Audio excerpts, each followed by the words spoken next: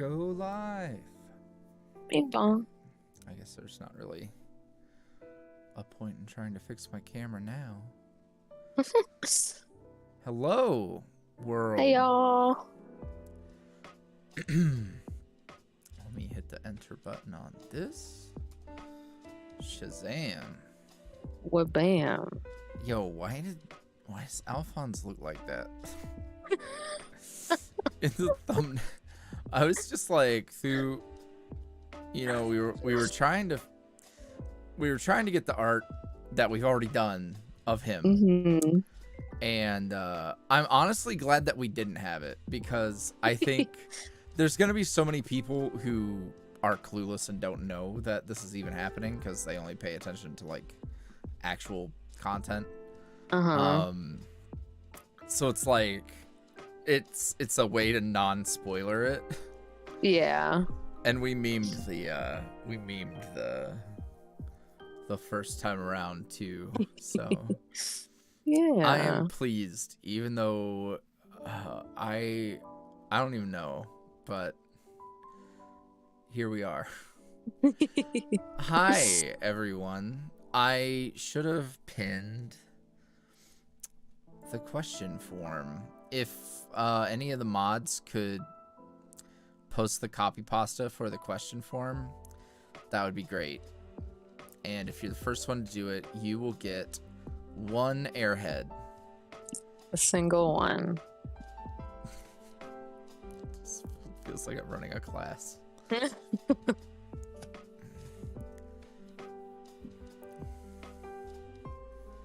Oh, I see Dusty. Dang. That was a photo finish. Yeah. Thank you, friends, about my hair. My hair in this light looks gray, but in other light it looks very blue. And that wasn't the plan, but that is what I have. So that is what is happening.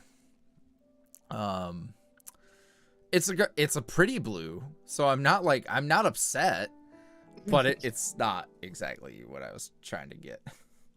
Yeah. Oh god, this water is bussin'. Why is it spicy? This is not spicy water, thankfully. Yeah. The other night, so last night, I'll do a little story time before we get into things. Mm-hmm. So last night, me, Jackie, Thu, and Alice went to a concert. Concert was great.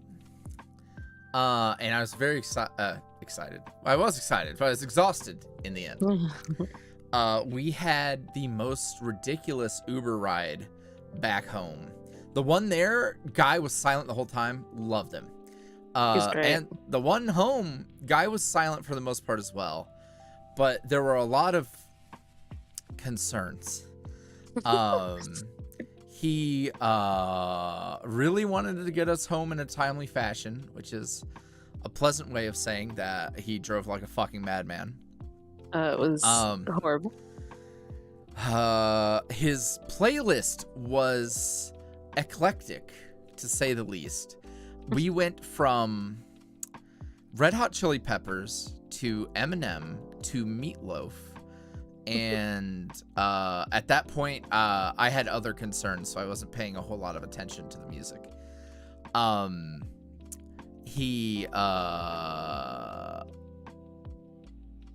Fuck. I don't know. Just his vibes. His vibes were a little weird. Like, this guy probably had like Molly that he would sell to you if you hit him up about it. He keeps it in the trunk or something. And yeah, it kept on going. But I did happen to see in a neighboring lane at a red light, there was a Jeep Wrangler with the tops off, and the guy driving had a pug in his lap that had a glow stick rave necklace on, and it was the most wonderful thing. And I finally like said it. I broke the silence and said, "Oh my god, that guy had a pug in his lap." And then the guy made like one or two jokes that whiffed, and then we were home. Yeah. Yeah, but he was running red lights. He almost hit a dude. He really almost hit a dude. Yep. Yeah. So, ain't that how it goes? He was very strange. Oh, the whole reason I started saying that, when I got home, I was really fucking hungry. And every delivery, my microwave's broken, so nothing I had was like, oh, let's go fucking heat up something real quick. So I ordered a fucking Mr. Beast burger, which it's not even a real place. It's like pop-up shops that are put somewhere. I don't really know. And I got like crinkle fries with seasoning. And all of this is because Jackie made a "why is it spicy" joke. And I'm sitting there trying to fucking eat. I'm exhausted, and I'm going to like hand Jackie a fry, and I drop the box of fries, and they fall all over me and into my water. Yeah. And I've had my hair's been dyed like from the start of the year. The welcome is belated. Soup. Soup. It's cool. I decided I was going to grow my hair out. Hell yeah. That's happening again. All right. So what are we doing here? We are revisiting our dear Dilf Alphonse. For those of you who haven't got the memo, we've been talking about doing a Dilf Alphonse ever since we did Dilf Seth, which was just a thing that happened because Jackie just decided to draw older Seth one day. Yeah. And I was like, well, he's fantastic. Let's just roll with it. And immediately everyone was asking about Dilf Alphonse. I ran a poll on the YouTube community page, and it was like the options were, hey, all of these things are going to happen at some point, but I want to know, like, what are you most interested in? And Charlie was on there, Seth was on there, fucking something else was on there, and then Dilf Alphonse was on there, and Dilf Alphonse won at like 60%. People were really excited at the prospect of Dilf Alphonse, and we have done a design stream for him already, because there were a few different ways that I could see him looking, and we narrowed it down to honestly 2 very good options, but one had to win, obviously. We were torn on the hairstyle. But I feel pretty good about where we ended up. So this stream is like the Charlie stream that we did recently, where we have the character. We know what the character looks like. We're not necessarily designing a character from the ground up. We are creating video art for that character. Because what we have with Alphonse right now is a sketchy, finished pose, where it's more like the standard character design static pose. It's not like a dynamic pose, and the quality isn't like finished for video use. And that's what we're doing today. We are going to create the art that's going to be used for videos. Depending on how quick we go, I didn't run this by Jackie, but depending on how fast it goes, maybe we can do a spicy version too.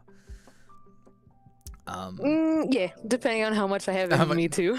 Okay, yeah, depending on, because every other time we've done this, we ended up like changing things. Yeah. This one should be super straightforward though, and I said that last time. But if it's straightforward and we get done-ish, quick-ish, that's the thing, maybe. So yeah, we're gonna do that. And you guys can see that Jackie's already made a little bit of progress here. I love this. I don't know why I like starting the streams with I used to have cute little art, but now I like starting it with very strange energy. To be honest, we should have used this for the Charlie stream, but I just went through my like saved screenshot folder on my iPad, and it was the first one I saw, and I'm like, yep, that's the one. Oh yeah. Yeah. So we're gonna get it fucking popping or whatever. I'm trying to. So I usually do 3 poses, two or three. And I should have maybe thought about them earlier, but you know, it's been a busy day. So I'm just gonna look at some references and get to doodling. Hell yeah.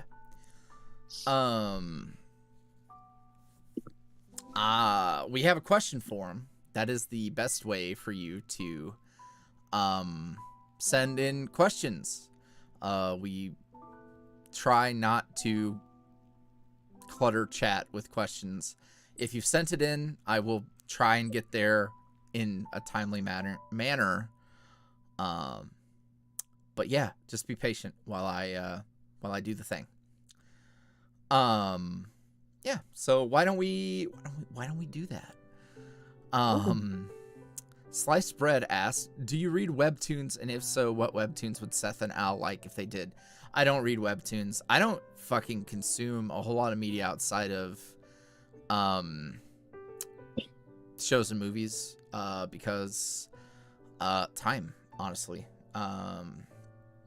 Don't have a whole lot going on, and I try to walk a balance between like, so I don't know if other artists struggle with this like I do, but I can be a very petty, bitter bitch. I see other people doing cool things when I'm like lately I've been in a slump. Partly medical, partly me just not having spoons. I've been in a slump, and I know if I went and I looked at somebody's cool project, I'd be mad at myself because I have my own cool shit that should be on and popping, and it's not on and popping right now. So I try to keep blinders on so I don't get distracted and put myself in a bad mood. And obviously, like, that's something that I work on personally, but at the same time, I think you have to know yourself and know your strengths and weaknesses. And if you have a weak area, you don't fucking go drag your balls through broken glass willingly. So I don't do that to myself. Yeah. Jameson asked, will Seth make an appearance in older Al's series? So I had thought about this, and here's the big thing with this. Like, for me, doing AUs and stuff is, I get it. And when I see a thing like let's use, I hate to use Marvel as an example all the time for this sort of thing, but comics are a great example. Like, it's just understood that there's a lot of things that are their own contained story, whether they had to explain it through there being multiple universes or whatever. But like, when you look at a thing and it's like, okay, this is this plot line, this is that AU or whatever, and you understand it's a contained narrative. For some reason, my audience struggles with this sometimes. I don't know why, because it's the exact demographic that consumes all of that other media. So I worry about overcomplicating this series that's supposed to be really straightforward, and it's just for fun. It's just it's just content. It's just good content. That's all it is. That we don't have to overthink it. It's not going to become some huge overarching thing. This is just the tropes you want with a character you love. Like it's just that simple. And I want to avoid overcomplicating it. And I have to stop myself because it would be very easy to add characters into this whole thing. Like, I wrote the first episode and there's a fill in a blank type of thing where it's like, oh, there's an unnamed character who does something, and in general you would just assume like, okay, we're just saying that it's about I'll just say this, minor spoiler for the Dilf Alphonse thing, but there's a discussion about signs on the local businesses in the town, and Alphonse says that there is a guy who hand makes all the signs and does all the crafting, and it's like basically mandated that if you're going to have a business in the square, you have to have a sign made by this person.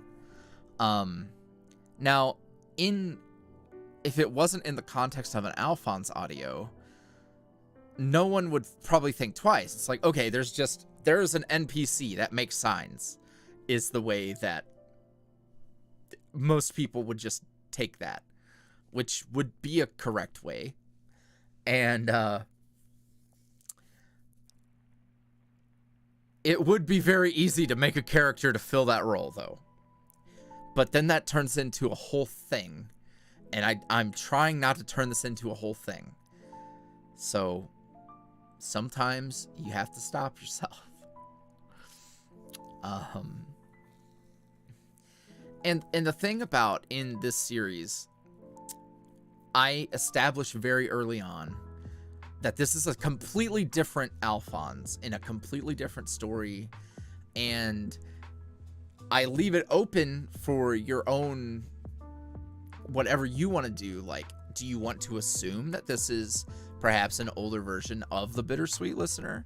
Sure, maybe, but I'm not gonna like say yes or no to that. Like, that's always for you to figure out with listeners. It's like, you don't necessarily have to say, oh, this has to be this exact character in a different time thing. So that's whatever you want to do with it. Introducing Seth, the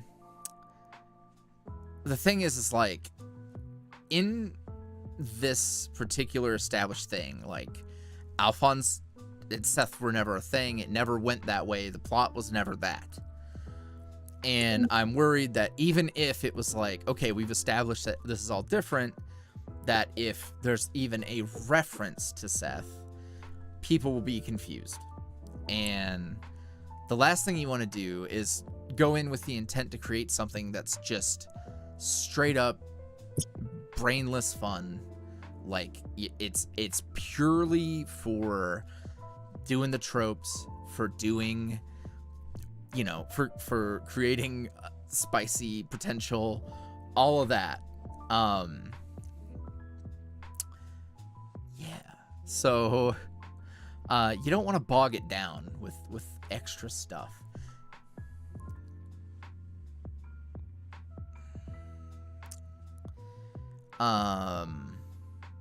Yeah. I'm thinking about doing something completely different with Dilf Seth. So, like, we give Time Skip Seth something different to do in a different place with a different listener, etc. Because, like, also, if we were to say that Seth was somehow, like, in that area and his series was also connected, it hurts me to think of, like, a world where they never knew each other and it wasn't, like, a meant-to-be thing. Like, I don't want to... That hurts me. So, I think doing separate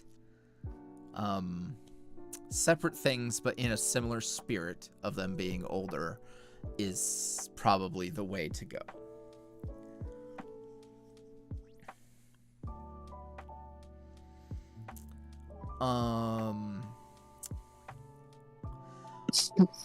Holy shit. I'm gonna butcher your name. I'm sorry. Lunadande Kamesuma asked, if you had 24 hours in the world that you have created, what would you do in it? So let's say, I mean, because like the bittersweet world is essentially ours, right? Like it's normal. It's all pretty normal, save for the interference of a certain magical boy. So why don't we say on the other side, which is what I've titled and playlisted and am calling everything that takes place with Source Finn on the other side. That world, and that world, like I haven't flashed it. I haven't fleshed it out a whole lot yet. I mean, it's you can assume that it is it's fantasy world. I think it would be fun to just get a tour of how things work, experience like the way that society interacts with magic or technology, things like that. Yeah, I can't really say a whole lot else. That'd be cool. Josipy asked, just want to know how you've been and all. Same for Jackie. I've been, well, I was good. It's knee-jerk reaction to say I've been good. I've been in a slump. I forgot to take my boy juice for a few days. And then suddenly I'm like, oh, I'm tired. I'm sleeping a lot. I'm not motivated. Yeah. That's because I didn't take my testosterone like a fool. So I've felt pretty frustrated with myself. Because it's annoying when you know you have things you need to do, but it's like you're driving and like you're on the road and then suddenly your gas pedal disappears. And your brakes. So you're just kind of like going. But like I've been good. I have been resting. I've been enjoying my time. So I haven't been like beating myself up a ton. I'm just at peace with saying like, yo, it's fucked, but I'm good. I'm in a good place. Good things are happening still. It's not the end of the world if I'm not a machine. So how about you, Jackie? What's the vibes? The vibes have been pretty good. I've been a little tired myself. Yeah, it's been chill. I've been very happy we got to spend time with friends recently, and that was a really good time. And I really needed that. Other than that, I've been good. I've been having, if you follow me on Twitter, I've been having some struggles with my career path, in terms of how I feel about it. But other than that, it's been good, It's definitely a good time seeing friends. Mm-hmm. I love it. The thing about friend time is like, in general, all my friends are very low spoons required. But when it's like an event where we've all like scheduled time for people to arrive, I personally put a lot of like weight on myself to make sure people have a good time, make sure things go smoothly, make sure no one feels like their time got wasted, time or money, because it costs to come visit. So I stress myself out, even when this was all coordinated by Thu, really. Like, this wasn't like I was not hosting or anything, but I just naturally will put that onto me. So even when when everything goes perfectly and it's a great time, like it still takes a lot out of me. And I did not get far enough ahead on my work schedule ahead of time. So now I'm kind of like the double fuck you of having forgotten to take my medicine, feeling like shit, and then also being behind on work. It sucks, but like things have been good. Like a lot of cool stuff. Like I'm fucking, for example, I'm trading in my car to get a newer version of my car and walking away with more money and being able to owe less on a brand new car, which is really cool. But I can't really be too excited about it because I am stressed out about the work that I need to get done. So, you know, that's how it goes sometimes. Kyokore said, so happy to announce my Reaper Alphonse scythe and suit are complete now. Now I get to work on the much simpler VTuber Alphonse cosplay. I gotta know, what kind of pants does VTuber Al wear? Right now I'm sticking with some black training shorts, but there's something canon. I think they're the same ones he. No, they might be. It depends, because there's two fits. Two outfits, right? So the if other one it's might be the gray sweatpants. Yes, if it's the gray hoodie, the gray crop hoodie, it's gray sweatpants. But like, you could play with that a lot because one, people don't really see that much of him. And then if it's his regular fit, then it's just the pants. Or jeans, rather. The light jeans with the rips.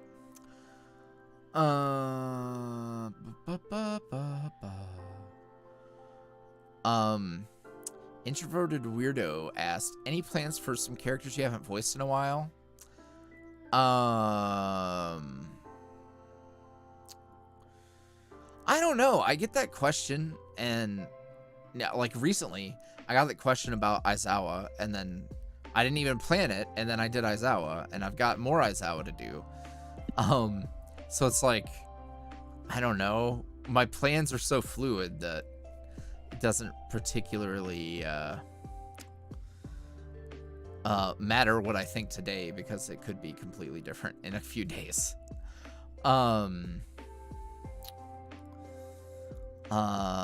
Yeah, that's all I can really share, because there are some characters that I've been thinking about who are who haven't been around for a while, so I do be thinking. And then they also asked favorite excuse me,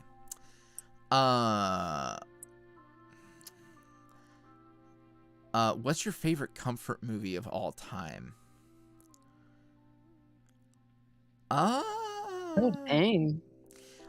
So of all time, I don't really have a lot of comfort movies now, because normally I go to like, it'll be like a certain type of content creator, and I'll like fixate, and that'll be my comfort thing for a while, rather than going back to something that was a favorite. But when I was growing up, the second Pokemon movie, I wore that VHS tape out.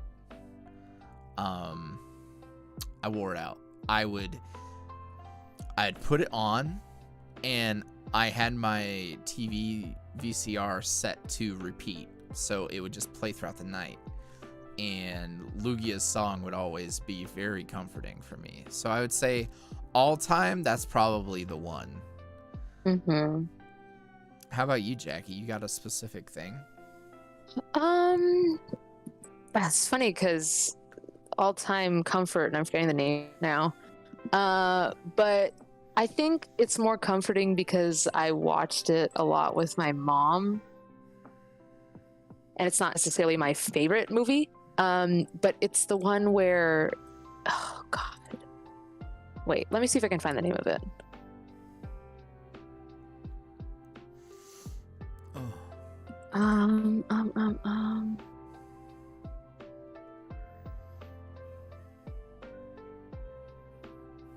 I'm forgetting the name of it now. Brad Pitt's in it. Is it one of the Oceans movies? No. Was Brad Pitt in the Oceans movies? Was it Brad Pitt? It might not be Brad Pitt. Meet Joe Black. Oh, there you go. Yeah. That is I don't know a if hell that of a was the comfort name. movie, Jackie. No, I remember you telling me about it. It is Meet Joe Black. It is, yeah. Yep. Like I said, it's not necessarily a favorite or anything, but my mom and I watched it a lot, so.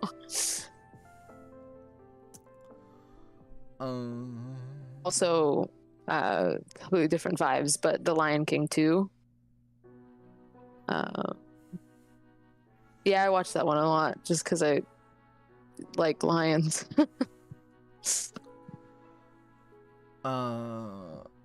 Malakota Lee. I almost said Malaconda. Which character would most likely take listener to a concert or possibly a rave party, etc., etc.? Honestly, probably Charlie. It's like Charlie just a little bit above Seth. Cause like Alphonse would take, yeah, like Alphonse would, but I don't think Alphonse is like super into music. I think a certain type of music Seth would love to go to, but like just in general, especially like local shows or something, Charlie would be that guy.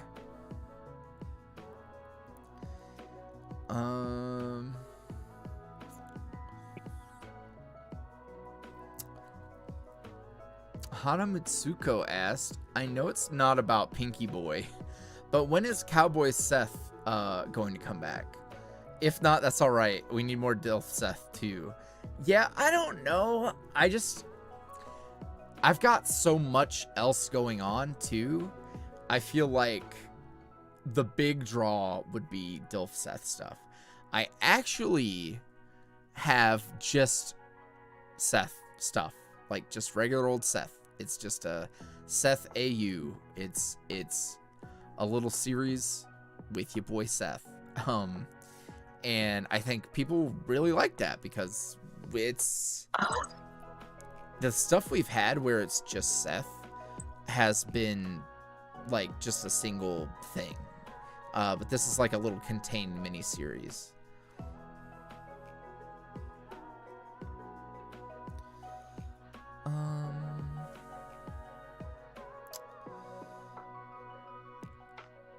As for Cowboy Seth, I don't know. It's so niche, and I'm not super inspired to go come up with a thing for him. I don't know.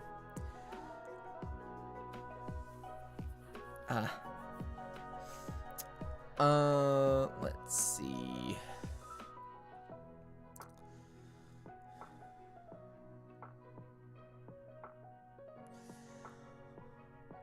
V Sparks asked, not sure if you answered this before, but do you plan on making future content with the Bittersweet Trio interacting outside of the series? Maybe as standalone one-shots or AUs? I mean, yeah, but there's been some issues where it's like, well, doing it, like, imagine if I dropped that right now. People would be fucking confused. And with my plans for upcoming stuff, I feel like a lot of the slice of life, comfort, fun, good time stuff, I think that's actually bittersweet. Like, that's actually what's coming. So, obviously, like, yeah, I would do that, and do more stuff like that. I recently got questions as well about them doing, like, how on the Christmas one where there was a non-canon finale on Patreon. They were asking about more things along those lines, and yeah, and no, I didn't say no more emotional damage. We've got plenty of that to work through, but you know,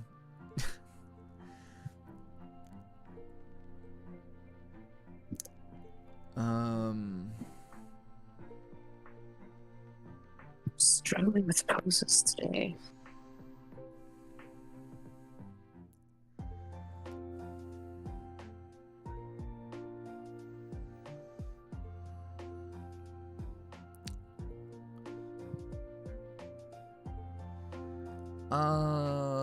Let's see.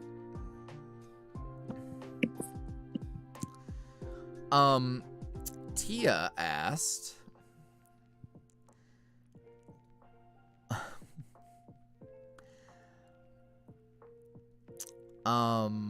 if there was one thing in the plot of Bittersweet you could change, what would it be, if anything? Have a great day. I mean, really, it's like if budget and time and effort were not a factor, being able to flesh things out more, and allow for more time for things to develop, obviously that's great.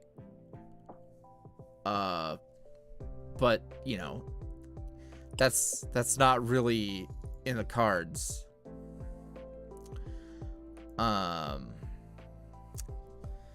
So y'all, please don't scream about there being a bot. That literally doesn't help.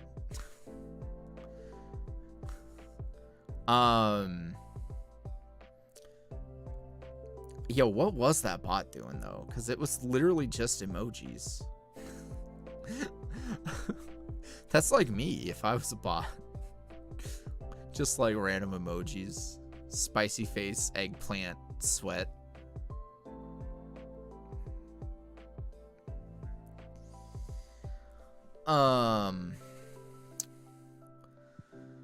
Yeah, so like what would I change? I'm pretty happy with what I've done. Everything else would be like, if budget and time weren't an issue, going back and completely giving everything the like maximum coat of paint and having things drawn out even more, that'd be great. Bittersweet's the length of like 3 feature movies now. Movies. As I started to say movie, I wanted to say film, and I was like, oh no. Filmy. Yeah, so it is what it is, man. You just gotta do the thing.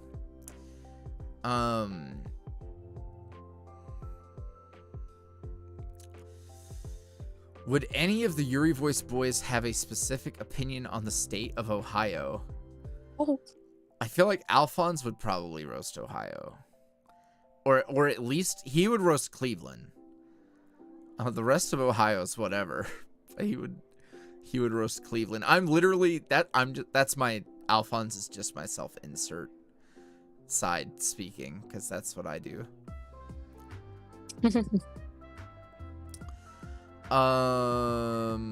King Micah asked, is there any character you want to voice from a fandom that you haven't done, and if there is one, who are they? Not really. I haven't been paying any attention to any fucking thing that I would potentially do content from. Richter Belmont he's an adult in that series, right? We don't really know that yet, but he looks like an adult. I'm assuming he's an adult there. Assuming that would be the case.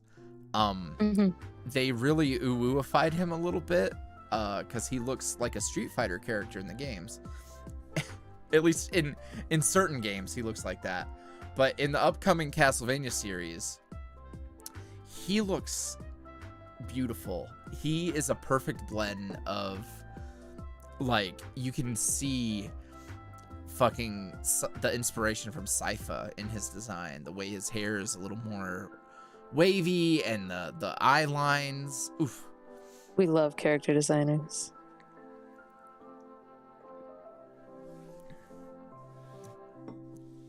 In the first game he's in, he's 19. Okay, yeah, he's gonna be an adult. I was like, he looked not quite as like worn out as Trevor, but he looked like a grown ass man. He's not a JoJo where they're like, I'm 16, motherfuckers jacked to the gills. Like, why did Jotaro look like that, bro? I mean, they start looking a little younger near the end, thank God. Because those are like young high school kids at the end. At least I think, from what I remember. But yeah, there's not even a date on that. There's not even a date on the next Castlevania series, so I don't know. There is fucking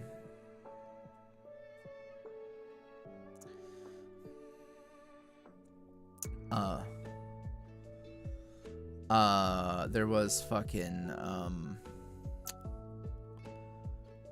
wow.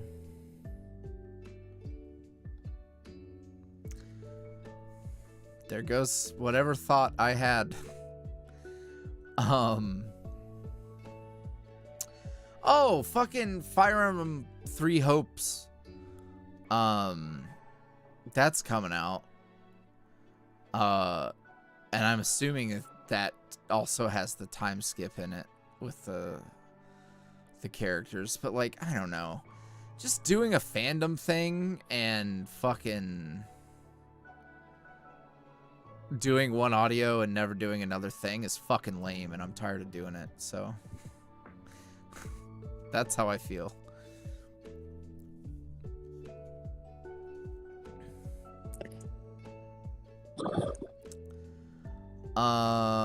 That one potato asked, what kind of questions will you be taking? Just want to make sure so I don't ask dumb stuff. You can ask me anything. It can be about Bittersweet, it can be about content stuff, it can be about anything.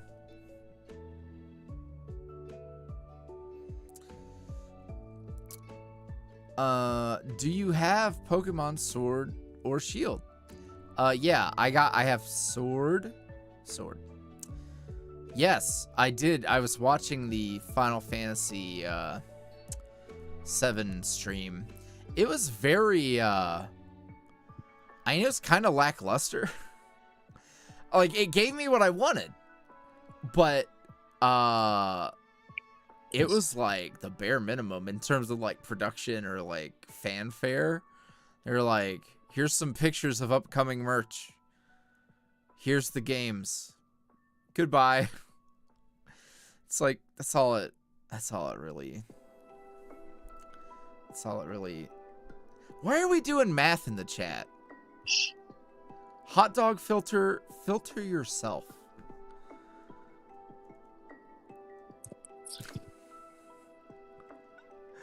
No.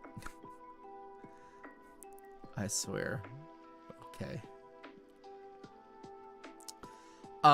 You try getting back into Animal Crossing at all? No.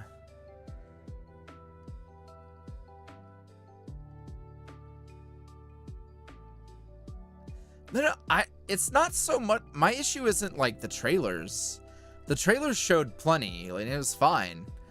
It's more like, look at a Nintendo Direct or something, and they made a huge deal about, oh, it's Final Fantasy VII's 25th anniversary, and they like just put out a fucking like 15-minute video of the basics. Like, they could have show me some behind the scenes stuff from like one of the fucking concerts. Like, show me anything. Didn't feel like a celebration. And like, obviously I'm just whining because I can. But it gave me what I wanted. I wanted Crisis Core Remake, and I wanted to do and I wanted the fucking 7 Remake Part 2. So I'm happy.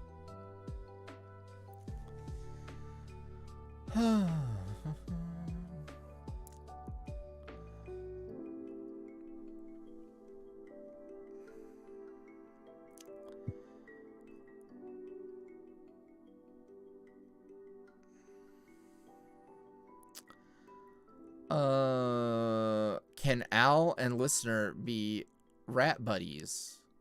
What if Al and listener held hands? Okay. Is there going to be a future for Seth and his listener? What does that mean? Who is his listener? What are we talking about? I need context. I don't know how to answer that because I don't know. The Hidden Freak asked, have you listened to Not Your Father's Son? It's a song based on Hades, and it's pretty good. I have not, but I should go listen to that.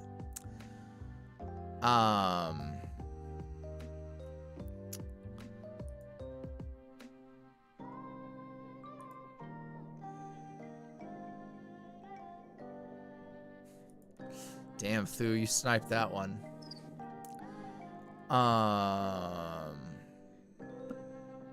Yo. I like how this pose is turning out. Thank you.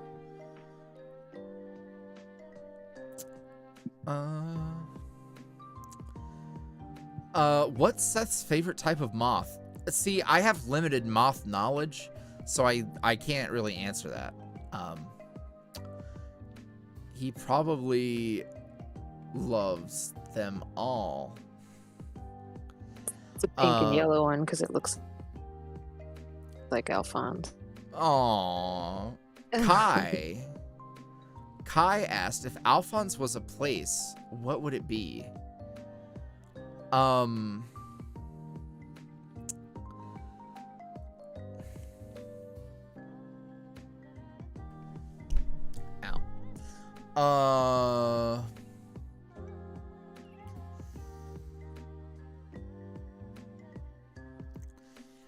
I think of, am I thinking like Coney Island maybe?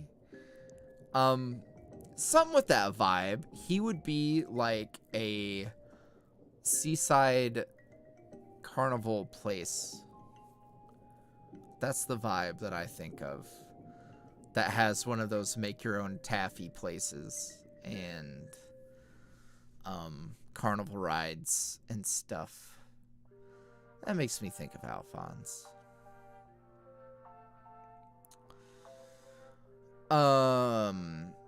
Blemo asked, have you ever watched a Studio Ghibli film? If so, what's your favorite one?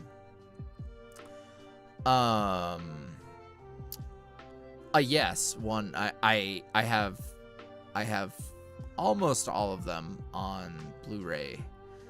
My favorite, and this is tough because it depends on my vibe. So it's either My Neighbor Totoro, Spirited Away, or Princess Mononoke, and it depends on what I need at the time.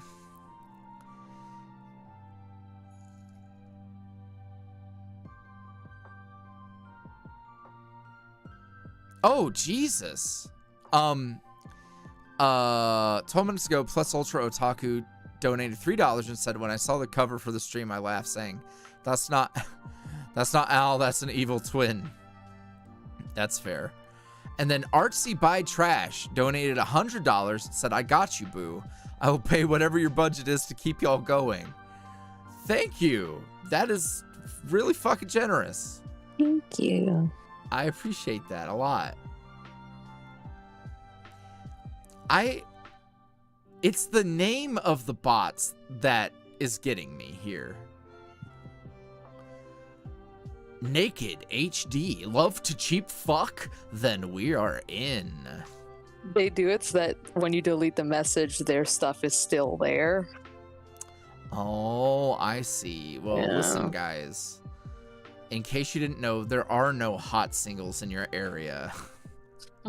It's a lie. It's all mid. Don't click it.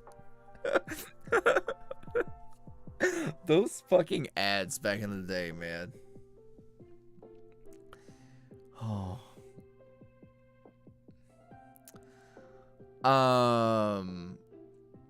Chibi-chan said, good day. So I want to make fan art for you on Twitter. When I post it, do I @ you? This is my first time making fan art and I don't want to screw it up. It has become very popular to use the hashtag YuuriVoice. And you can @ me. Twitter, I have my Twitter filter on, so it filters out a lot of like ats and stuff. But if you hashtag and say YuuriVoice, it usually works. That's how I go looking, especially for fan art. Yo, the fan art's been popping off lately. So do go looking at the tag sometime and see what you find. Okay. The Scrufflord asks, okay, so Seth would probably have a dog. Would Finn hypothetically be a guinea pig dad? Mostly because he could grow them snacks. That's cute. In terms of what pet Finn would have, he's a cat guy. I 100% think he's probably a cat guy. But like not a, he probably befriends like a outdoor cat that is not his and the cat likes him. But honestly, he could fit into a lot of, him just being a caretaker in general feels really right. So like you could imagine him with any pet and it would feel fairly accurate. Morg asking, I can't believe we've only just heard this question now. When will the Owl Dilf series drop? Well, I'm glad you asked. And this is barring any more mental setbacks for me. But I'm hoping for Monday. And it will have a not safe for work bit for Patreon. And I'm very excited about that. It's gonna be a good time. Yeah, it's ready. It's I mean, part 1's ready, and I've got everything outlined very thoroughly, so I'm excited.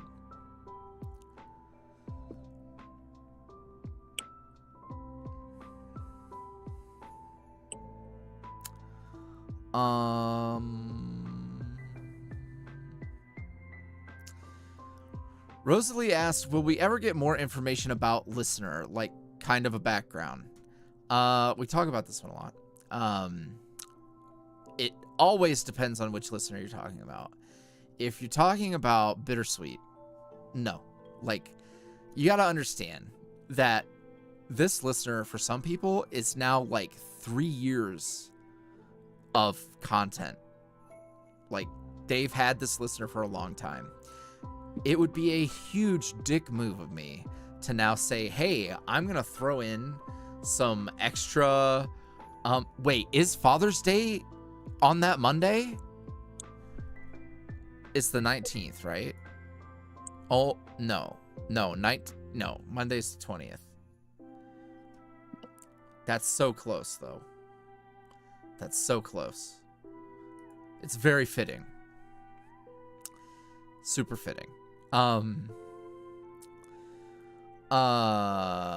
So yeah, when it comes to Bittersweet listener, like that listener, I'm not gonna inject a whole lot more background or anything like that.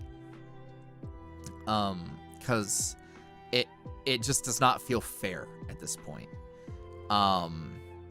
Whereas when you introduce new listeners with characters, you gotta set it up pretty early on, unless you tease something early on where it's not a complete swerve for no good reason. And you also have to understand, like, I don't want to rob the agency and the creativity from individual people listening, because, you know, what if they want to imagine something particular and then I usurp that with what I want to inject? So I think the Dilf Alphonse thing, this series is a really good example of how I'm trying to do it right. So the plot is that listener is coming to town, and they are going to be running a shop. And we establish what that shop is and what they are doing with that shop. We establish that it's arts and crafts that are sourced from local artists and also their own, and also assorted odds and ends. So we establish that this listener is creative and does artsy type of things, and little things like that. And I am going to do a popular, people love a certain, like, what if listener had insert thing? People love a particular one of these, and I get asked it all the time. So that one might actually appear in this. But it's not, it's not one of those things where it completely shatters your suspension of disbelief. I just try to be really careful about it. So, and obviously sometimes, I try, but that doesn't necessarily mean I'll never break the rule, right?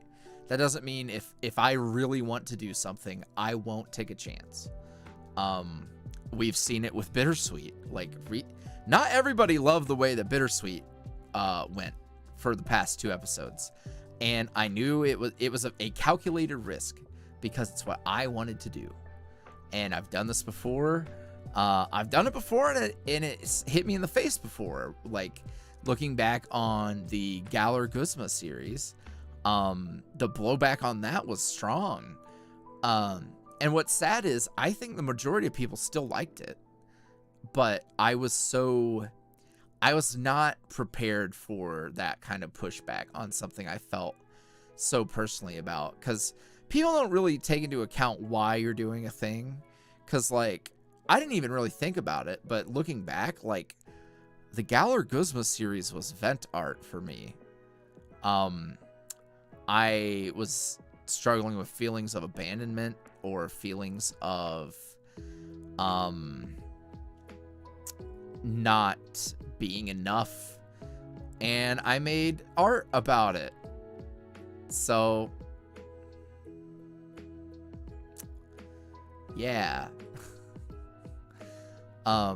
So ultimately, saying all that to say, whenever I want to do something, I'll do it. But as a general rule, I try not to rug pull anything when it comes to a person and their listener character.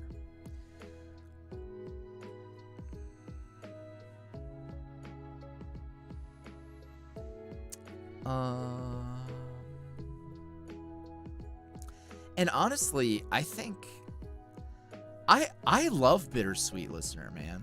Like, I think I did, because one, you got to consider how tricky doing the way this kind of storytelling works is fucking tricky. So trying to turn listener, who is mostly a blank slate, into enough of a fleshed out character that you can believe that the characters that interact with this character love them and respect them as a person and not just the vehicle of the content, you know? That person has to have feelings, and I have to assume that there are times where I have to take the audience's hand and kind of lead them along a little bit, and sometimes I have to fucking jerk them along a little. Wait a minute. Phrasing. I have to more forcefully guide them forward. An example of that is like when Bittersweet was kicking off, right? And we introduced Seth, and so many people, and this is why, like, for people who want answers or want things to be like completely laid out or spoon-fed to them, etc., is like, you remember when Seth came out and a lot of people thought that Al was just going to leave them?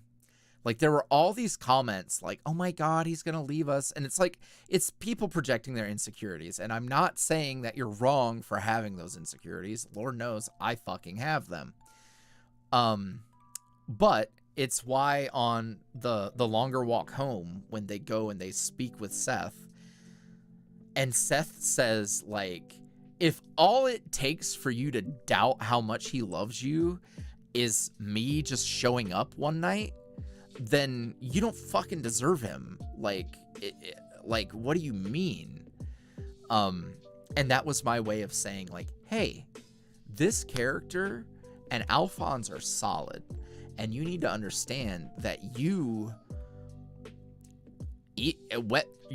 feelings are outside of this, because this character feels strong enough. This character feels secure enough. And I had to slap the audience a little bit, because it was a really pervasive thought that was like, it to me. And what got me, and I took it a little personally, was like, so is it all so fickle that none of the like history you have with Alphonse, all of this like trust, and because I think of like, it's not in the Bittersweet canon, but I believe it's a Halloween audio where they run a Halloween booth together, and he's like really thankful that they've pulled him out of this shell. It's like, thanks to them, he would have not participated. He would have stayed on the sidelines, and now he's like reintegrating into the township. And it's like, so you're telling me that after all of that, you're gonna fucking think he's gonna run off on you? Like, him and Listener are tight. It's solid.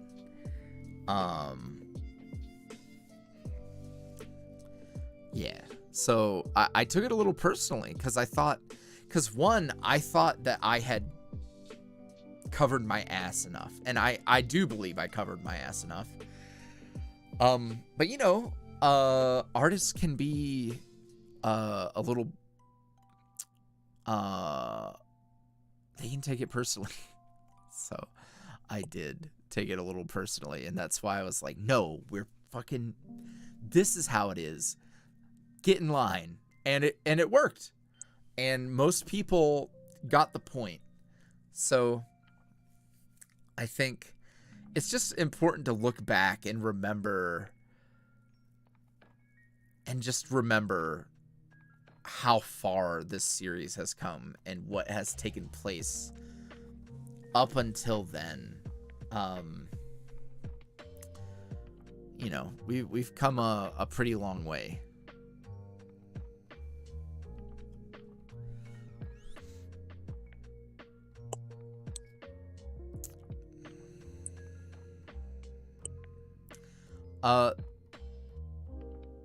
Cinnamon asked, what do you think about the YuuriVoice fan fiction? I've never read, I've seen that it's out there, that there is fan fiction, but I don't read it. And if Jack gets another cameo, would it be similar to the one in Finn's Talk Floral? I I don't want him to have to make a cameo. I want him to be a character. So I'm working on it.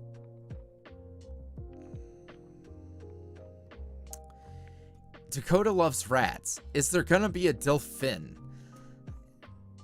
Not right now. I'm good stopping with Alphonse in terms of doing the characters older. It's there's enough Finns right now. I think is the thing, is that there's enough Jacks right now. Enough Finns right now. Sorry, I've got Jack on my mind. Though I have thought about what, even if not like a huge time skip like with Seth and Al, I have thought about what an older Finn would look like, because of course I have, and is pretty spicy. I do think.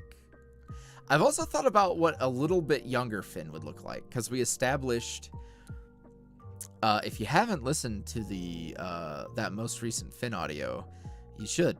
It's pretty important. If you're curious about literally anything, you should go listen to it.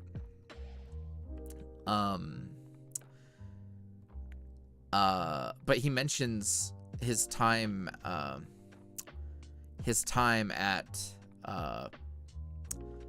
the mage college.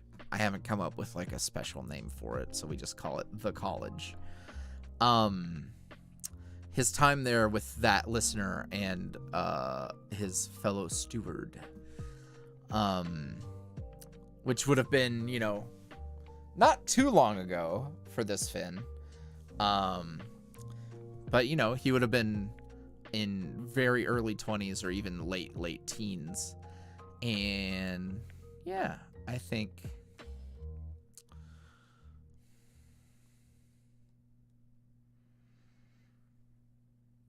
he'd be a cute little fella.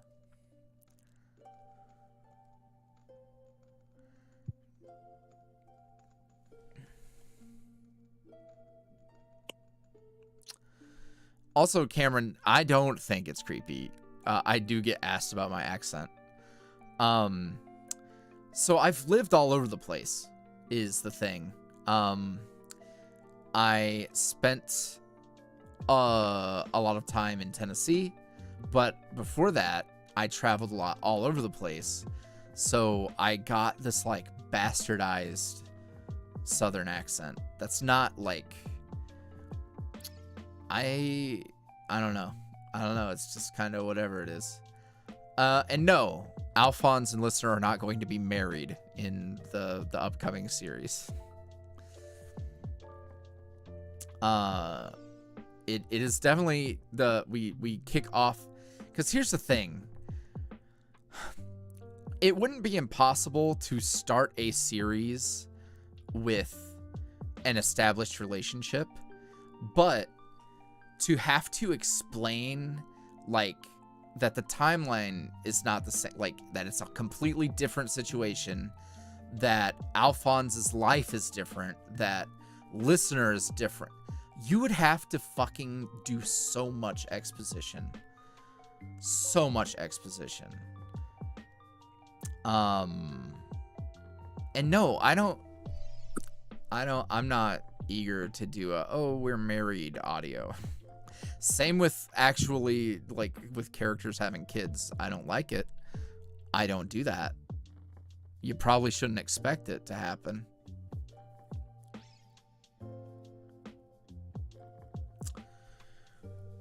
No, you literally can't imagine that they are married in the upcoming series. It doesn't work like that. The plot establishes the roles and relationship pretty early on.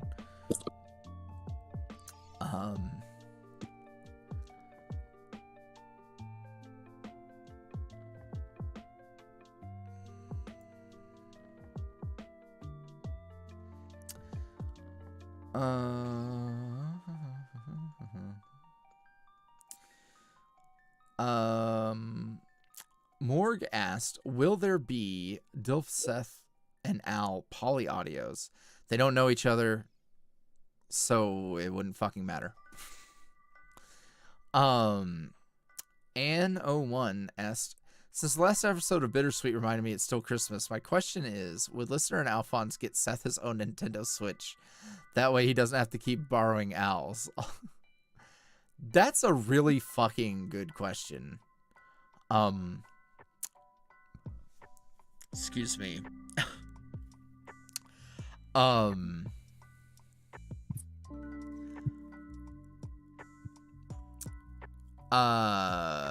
know, I've been thinking, like, they must have got Christmas presents for each other, right? So that's something that they'll have to talk about when they get back home. And I've actually wondered, like, well, what did they get each other? So it is something I have thought about, and a Switch is actually a very good idea, because it's even established, like, it's established in the fucking plot that Seth was playing the Switch. So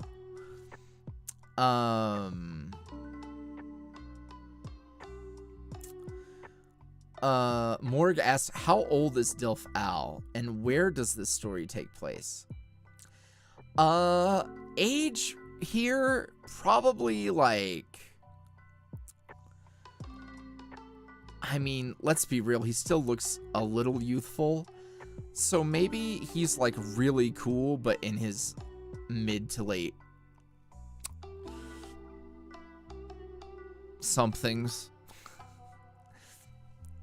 I don't know. This is why I don't fucking give anyone a specific age. You know, he's as old as he needs to be, and the story takes place in, so it's the same town, so the same setting. Late 20s? No, he's not late. See, now this is why I end up fucking contradicting myself here. No, guys, you can have style and be older. Go meet people. Also, is that someone saying that late 20s is old? Because yikes. No, you want to know what I think? I think it's a bunch of young people who don't know old people. Oh.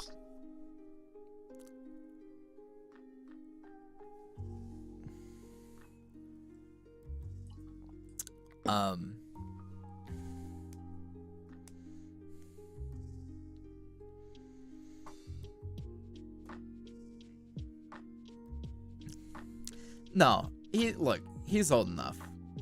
I want to say he would fall between 35 and 45 here. Like, he's not that old, but a healthy time skip from what we know.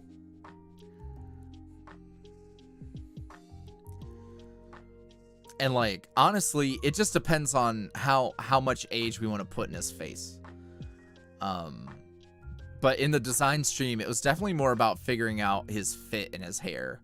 We didn't spend a whole lot of time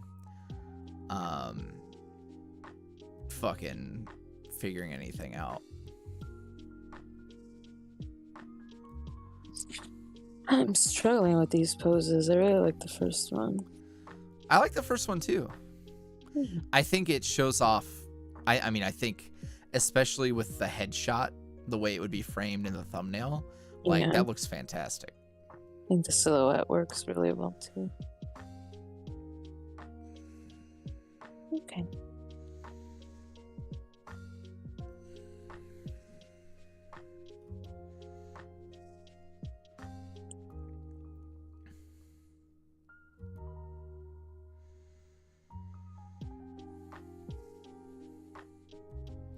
Here, you know what? I'm gonna go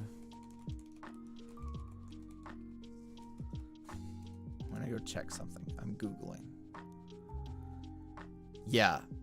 Our reference for Al, He's 46 years old, by the way.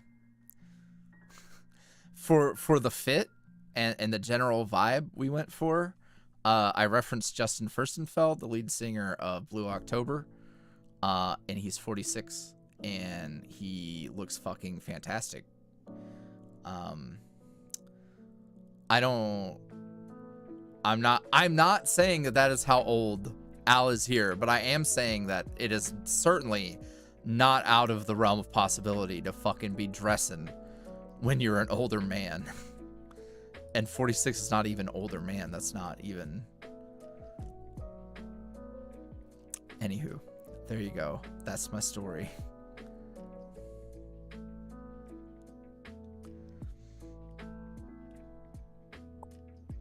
Justin Furstenfeld looks fucking fantastic.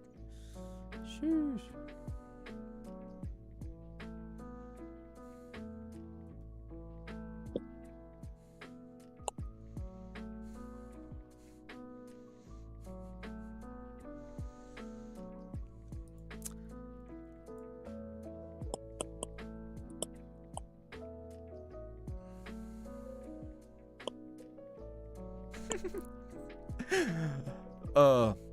And honestly, let's be real.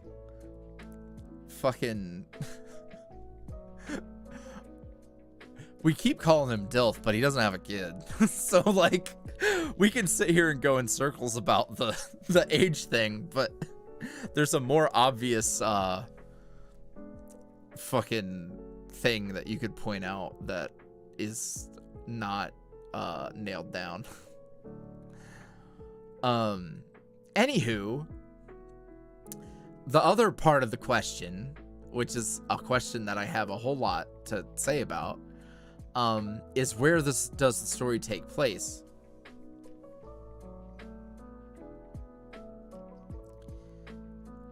He was not... Spark Demon, I have a mind to time you out for a comment that dumb.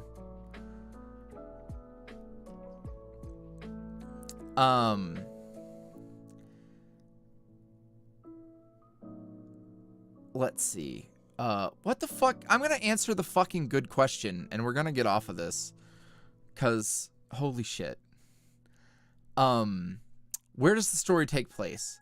So it is the same town that Bittersweet would have taken place in, but it's much more developed now. It's actually a bit of a get out of the big city hotspot where people will come to spend a day shopping or stay in the cabins or shit like that. So whereas it was a very small Stardew-esque Valley town in Bittersweet, it's come along now. And it's bigger, it's a bit more bumping, and even the place where we would know Al to have met Bittersweet Listener up in the woods, and also that being Seth and Al's spot, it's actually like a full-blown park now. Like, it's paved, it's got lights, benches and ducks. Yeah. So it's a whole place.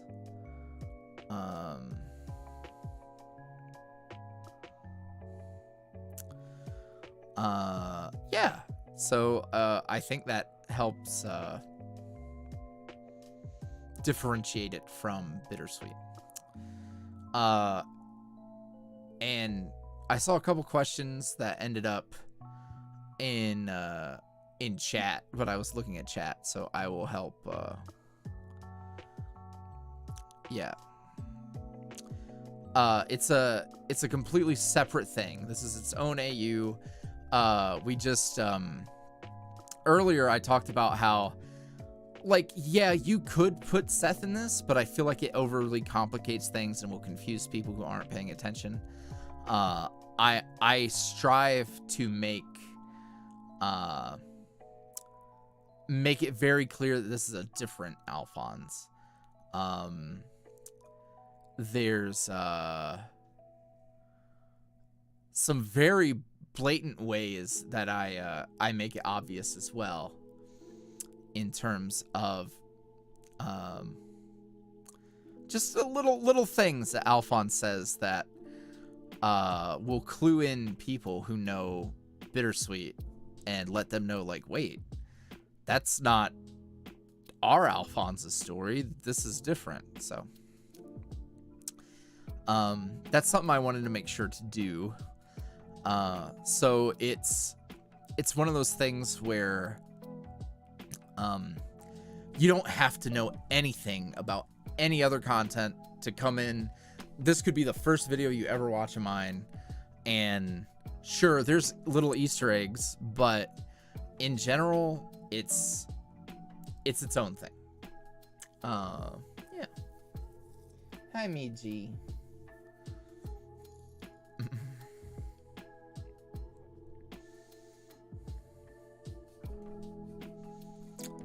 A question for Jackie from Morg is, how do you color and shade? It depends on what I do. A lot of my stuff, Yuri, is self-shading. Specifically anything like Bittersweet, I try to keep the video art stuff to be self-shading as well, which is basically just you lay down base colors, and then you have like I use a multiply layer. There's different ways to do it, but you have a darker color and you lay in the shadows with that. And the reason why you use multiply is because you can have that darker shade for every color instead of like going into each individual layer and picking the color and finding like a deeper shade for it. But yeah, that's the easiest, and it's also for the amount of work that is being fast this way. It's used in animation too because it's the fastest way. Most animation, some animation isn't. But yeah, and then it's pretty straightforward when it comes to that coloring. When it's different coloring, it's like you do a lot of smudging, you use a lot of different brushes, because you can use brushes to make it more painterly, or you can use brushes to make it look more like textured. Some people do a lot of like blocking, but that's all very difficult and long to explain. But cell shading is pretty straightforward and simple. Go on, Goodbye.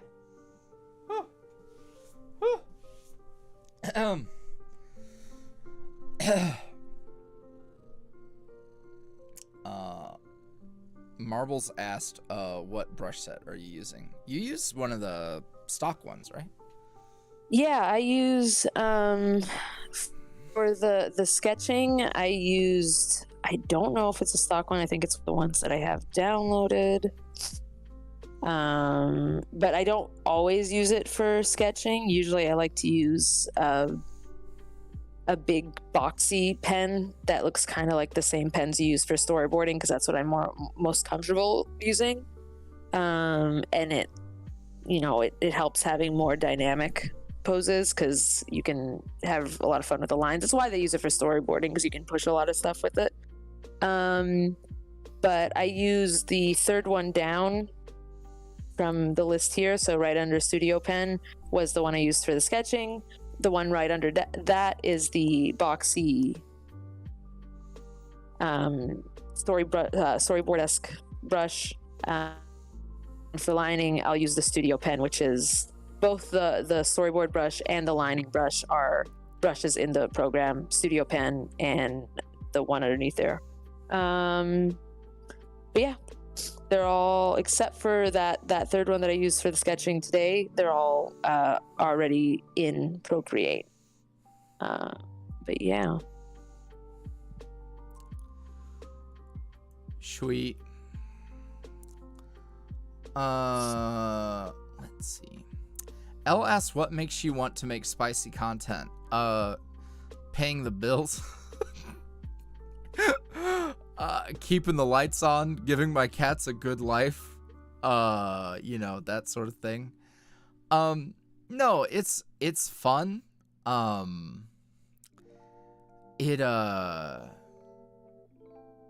Yeah, it's just a natural part of what I'm doing. It's what I've done. It's an established thing for me, so I continue to do it. If I could one day pivot to just only safe for work stuff, cool. But let's be real. When I do a really strong, like, safe for work YouTube video that has a Patreon finale, I watch the numbers go up, up, up, up, up. So I just naturally, that's just part of my business model. That's just how it goes. And it's cool, man. Like, I think one of the rewarding things is, like, don't get me wrong, I've gotten a lot of gross, explicit messages about how people feel about the spicy stuff, and I get it, and it doesn't even faze me at this point. But I also get really nice messages about how stuff like that has helped people interact with that kind of content in a way that made them feel safe and comfortable and allowed them to experience and explore things that they normally would not. And that's really gratifying. Like, that's really cool to hear. Like, that's not, you never go in really expecting people, whether it's no matter the nature of the content, you never go expecting people to take something deeper out of what you created. But when they do, it's a nice feeling, and that has happened with some of the spicy stuff, and it's cool. And then other times, like, bro, the last time I had a really fun time with a spicy one was Oron's recent spicy thing, where it was the car ride home, and he actually, in that scenario, he takes the listener up on their offer to come upstairs, and it was just lit. So yeah, it's fun, and I'm really blessed to be able, like, to be able to create that stuff of my own with, like, characters of my own, right? Like, for the longest time, I'd look at whether it was, like, visual novels that were generally aimed at an audience that was looking for cute boys with pretty voices. It's cool to sit back and be like, holy shit, I do that. I do that. I create that. I do it, and I do it on my terms, and I get to direct it and write it, and the things that I feel are flawed in certain media, I can correct it and try to do it in a way that I feel better about. So that's cool. That's why I do everything, honestly.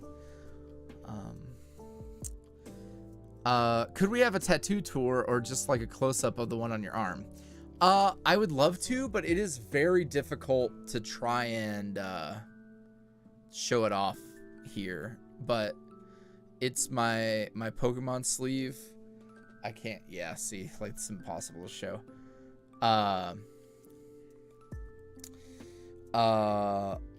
There are probably good pictures of it somewhere, but Lord knows I sure don't fucking have them on hand. Morgas, is there anything inspiring you lately?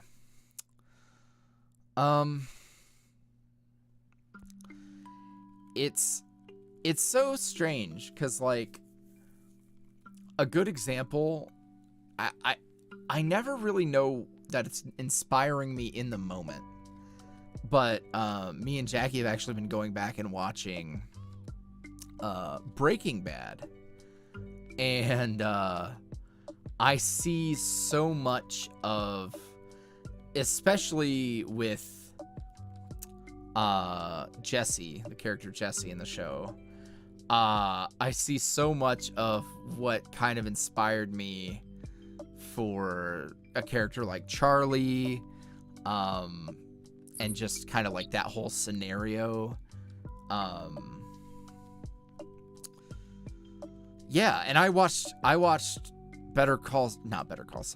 Breaking Bad. I watched Breaking Bad like a long time ago. So it's cool to see how a past influence showed up in my current stuff. What drives a lot of my inspirations and a lot of what I do is personal themes. So, like, we can talk about some of the big themes of Bittersweet, which is found family, the power of love, where it is almost magical in a sense. That has always been a big part for me. Forgiveness, guilt, shame. Those are all big things, and that's from my own life. And even in moving into the new stuff where, if we're talking about On the Other Side with Finn, over there we've got, wow, what the fuck is it's a lot over there. There's fucking religious trauma. There's, fucking, issues with less than just authority figures. There's regret. There's a lot that's going to get touched on over there too.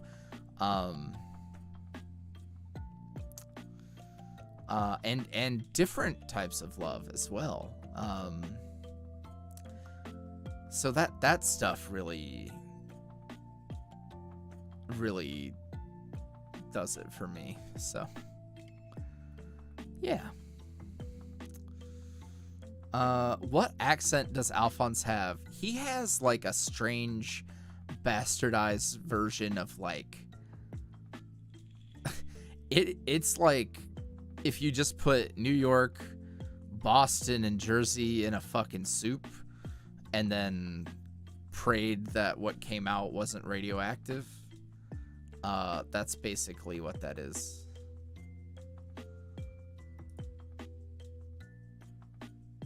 Oh, okay. Oh, okay. Okay. Jackie has to go away for a second. How the fuck? Usually it's supposed to be safe. Oops.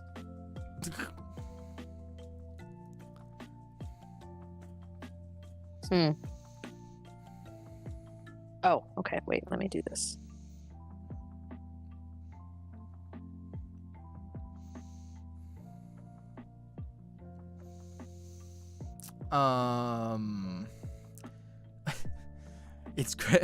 It's crazy that we got another. If there's something you could change about the plot of Bittersweet, what would it be? I'm good. I'm good. I enjoy the plot of Bittersweet. I'm very. If I could to narrow it down and kind of zero in on something a little more.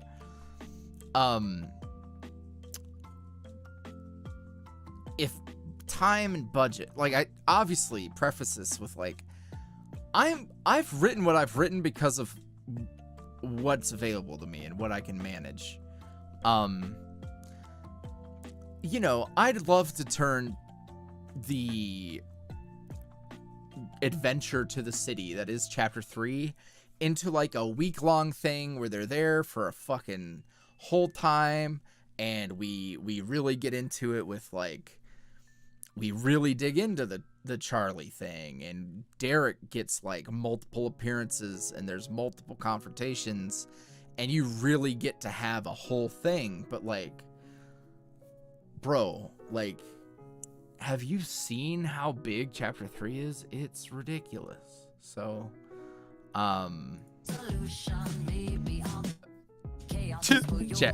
Jackie, I can hear your music. Why is this different? What happened? I can hear your music. Oh shit! Why is that different? I don't know. Okay, I won't play the music then. Sorry. Listening to Miley Cyrus. I don't know why that's different.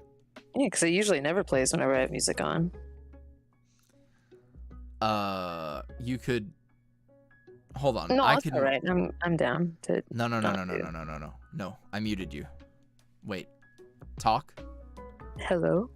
Okay. Now play. Unpause your music. Oh, it won't let me now, but it's okay. Oh. Well, shit. I muted your stream, so like it should have. I should have thought of that before you had to do the thing.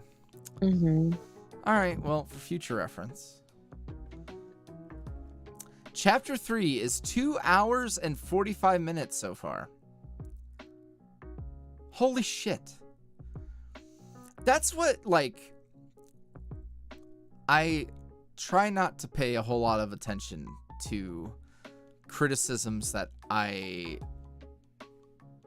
have not asked for.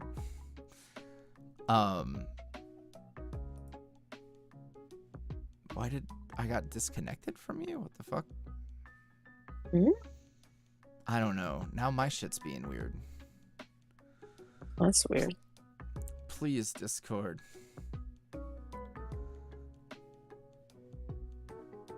I can retry to. Yeah, maybe do that. And maybe this will let you listen to your music.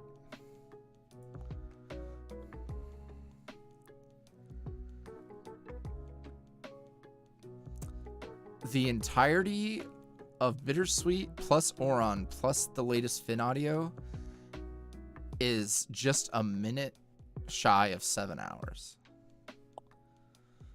So yeah, it's stuff like that that's like, I wish people would consider. It's like, we are a small team and we work our asses off. Jackie, like, only for the last episode have we brought in a background artist. Like, Jackie's fucking done the work of what, if this wasn't a little independent thing, this would be, you know, 2 or 3 people at least type shit. So when people are like critiquing with the lens of like, as if this was fucking you know, the latest fucking Disney Plus series, which Lord knows I critique those, and I critique them because there's literally no excuse. Disney is $1 billion company. They could pay any writer they ever wanted to. And you know what's funny? Artists and writers at Disney are also struggling with stuff being produced at too quick of a speed. So imagine what it's like for babies. Yeah. So it's just like, listen, dude, I would love to have I'd love to have a completely like no budget in mind thing of doing a complete fucking run of stuff, but like at that point to do what we're talking about there is like, well, in that case we're talking like it's easier to stuff that amount of storytelling into, let's say that I only, like, I stuck with my usual video format, right? Like my general content video format. Sure, I could go and I could do a lot more, right? I could do plenty of that because we're not stopping to do art and stuff, and it would do fine, I'm sure. And the thing is like, that's not what this was. This is, you know, something different, and I'm happy with doing a visual plus audio blend, and I'm enjoying it. But yeah, that does put us in a box sometimes in terms of what we can accomplish in a certain amount of time and stuff. It's just like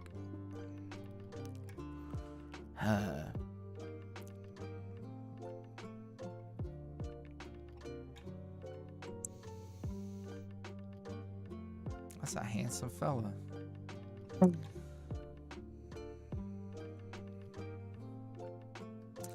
Beepus asked, quote, "My price will be paid in time.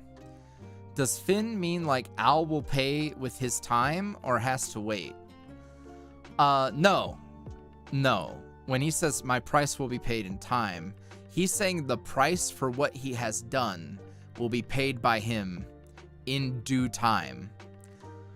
But it was a clever play on words for him to phrase it that way. Because you could say that it's a bit of a double entendre where he's saying the price he's paying is paid in time, as in his time, as in probably his like well-being time.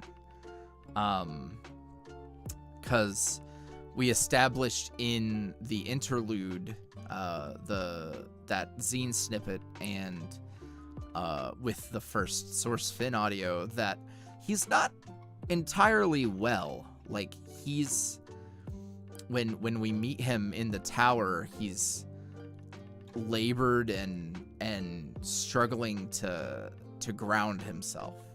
So it is very safe to assume that everything that Finn has been doing is taking a toll on him, in ways he probably doesn't even recognize or understand. Because I think a part, and like this is also, I'm about to pop off. All right.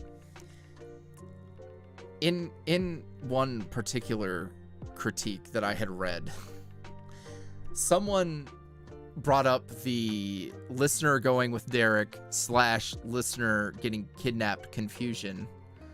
And they referenced that I clarified it in a stream. Y'all, one, I thought it was at least vague enough where you should be considering what occurred at the end of that particular episode. And then it's literally fucking explained in the next episode. The only I talk about shit in stream because we're having a good time. We're talking about shit in a space that's separate from that. Also, I wanted to throw people a bone and say, hey, consider this if you haven't. We were having a good time. So it's like, yes, I will be talking about content or perhaps clarifying a thing or expanding on a thing outside of the content.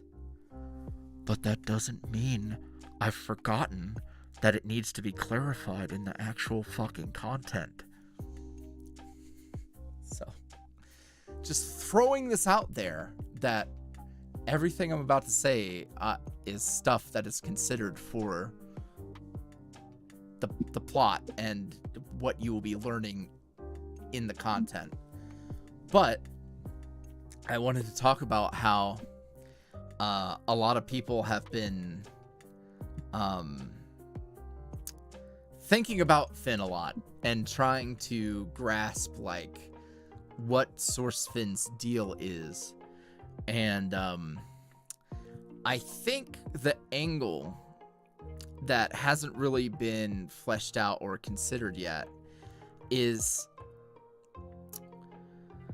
there's a lot of like,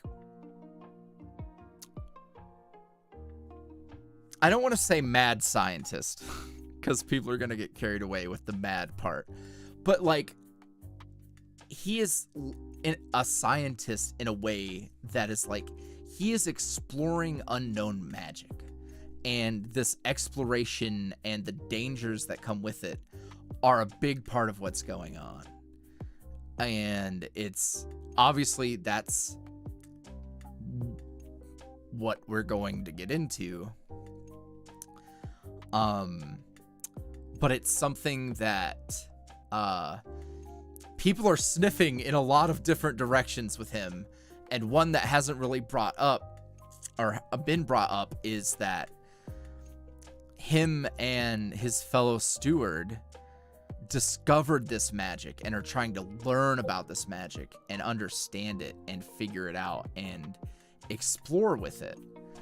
I think that point is one that people haven't entirely considered, but that fact is like essentially it's the point. So it's not like you were supposed to just know that. It's something that we're going to be digging into.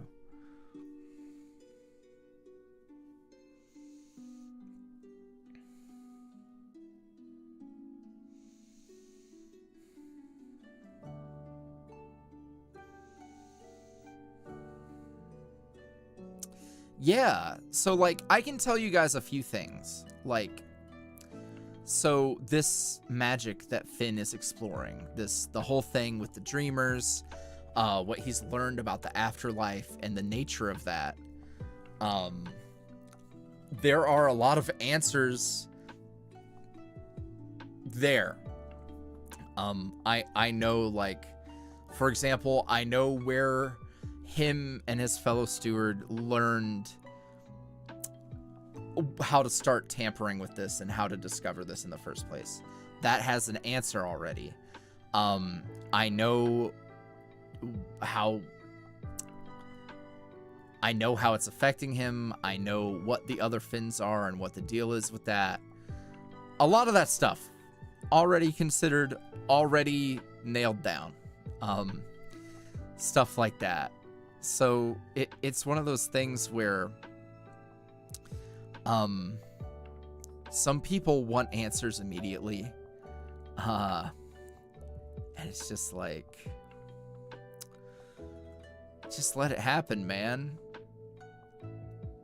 And then some people have had thoughts on characters who existed outside of Bittersweet then getting introduced in Bittersweet. And the thing is like, Bittersweet doesn't fucking exist in a bubble. Like, my whole channel exists, and just because you are feeling some type of way because characters appeared and you didn't know who they were, that doesn't mean that it's inherently bad. Like, here's the thing. Here's what gets me. It would be bad if the content treated you like you should know. But Alphonse is confused.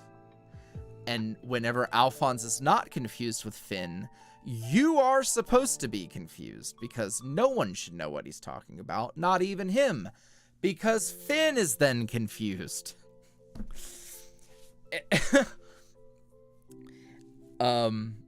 And then when Oron appears, that one, it is a lot more established, in terms of like,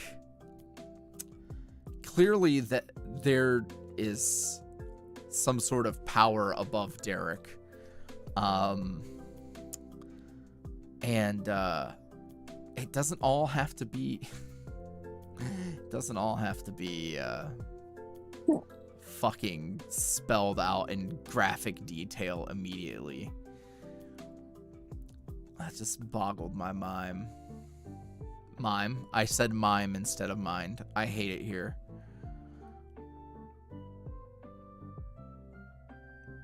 You there, Jackie? Yeah. I was just pulling up a reference on my laptop. Oh, okay. Anywho, I needed to bitch a little. Sorry about that.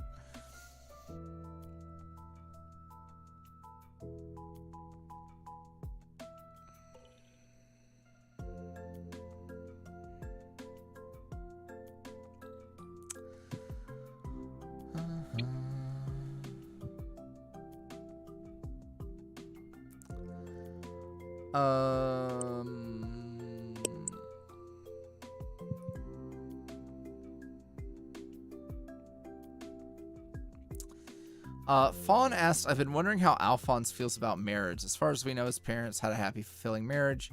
I was wondering if he ever wanted that for himself. I don't think... well, one, I think he's had a lot more to think about. Not only just with Bittersweet, but, like, in general, where he's, you know, he's struggled to fit back in, back home, and he feels like an outcast. And of course, like, he loves Listener a lot, but I think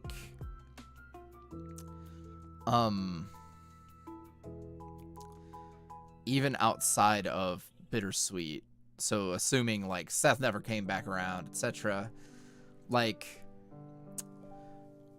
I think he would still be concerned about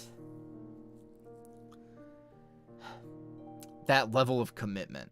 Like, I'm trying not to just project my own, because like I said, Alphonse is super self-insert for me.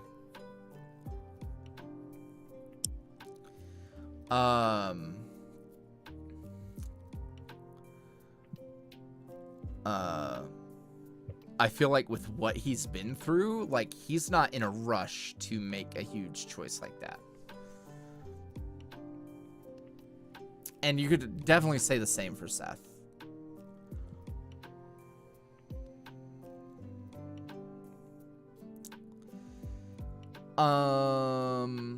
Rose Unique asks, so does Finn take parents or something like Krampus or a twisted Peter Pan? No. So Finn has told Alphonse that he is responsible for the death of his parents. And Alphonse doesn't like that, clearly.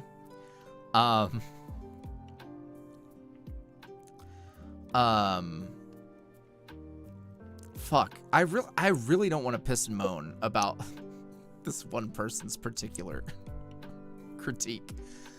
But it is safe to probably assume that at some point we may get some insight into that first discussion that Alphonse had with Finn at a gas station. That is safe to assume that might occur one day. It did not occur this day, but there might be more insight into what happened there. But we also only know what Finn has told Alphonse. And we know that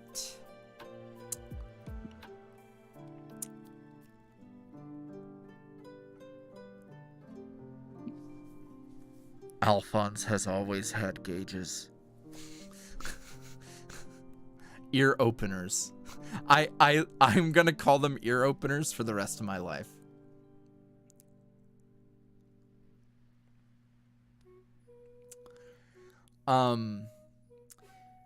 I will say, here's what we know about Finn.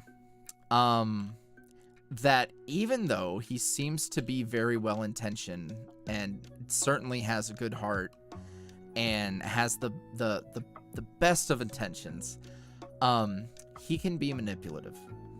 He can be manipulative, and he can also feel a great deal of guilt. If you recall in the interlude,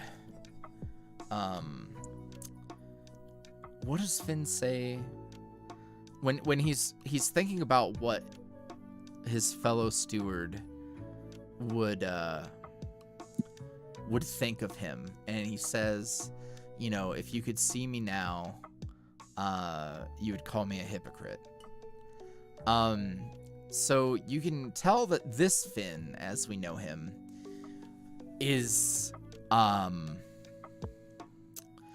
prone to being very, he will put stuff on himself, right? And I think that's something to keep in mind. But no, he's not a body snatcher. He did not, he didn't steal away Al's parents or anything like that.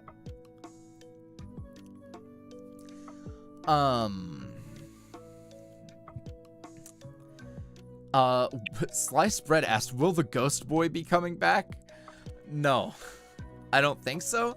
If there's ever an excuse,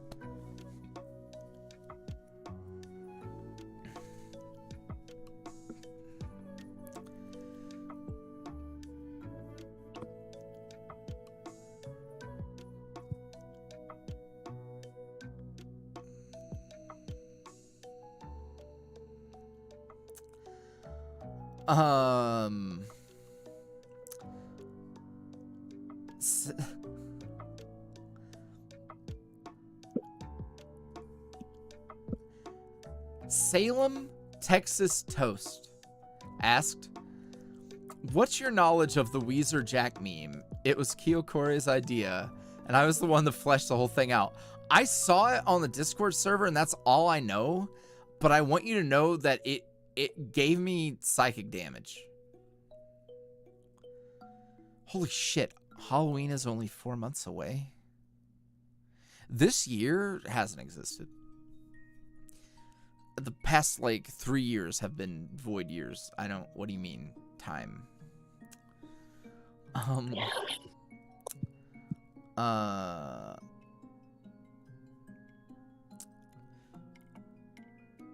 don't know if this question's been asked already, but are you a part of or interested in any fandoms? If so, what's your favorite? Man, honestly, like,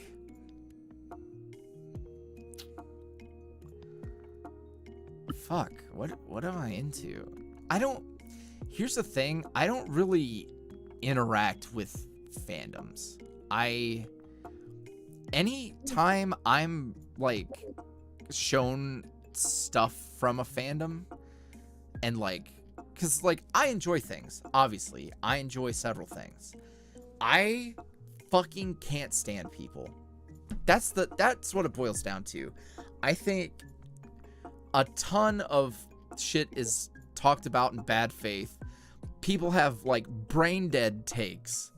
It's just the worst. For example, against my will, the TikTok algorithm has decided to show me all the whiny little shits on TikTok in the fucking Star Wars fandom.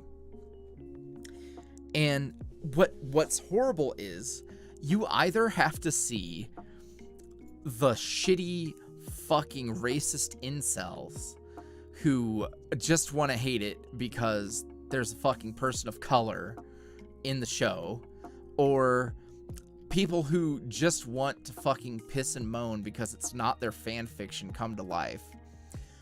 And then on the other hand, the people in opposition to them can also be really obnoxious because they act like the show is perfect when it's like, no, the Obi-Wan show in particular is super flawed. There are a lot of issues with it. I feel like they've missed a whole lot of marks. And none of it has to do with the reasons why those other people are bad. And it's just like, this fandom is fucking cursed. A lot of fandoms are fucking cursed. I just want to enjoy and consume and digest the media that I like on my own terms and just go about my life. Which is a shame because, like, I think of Yuri on Ice.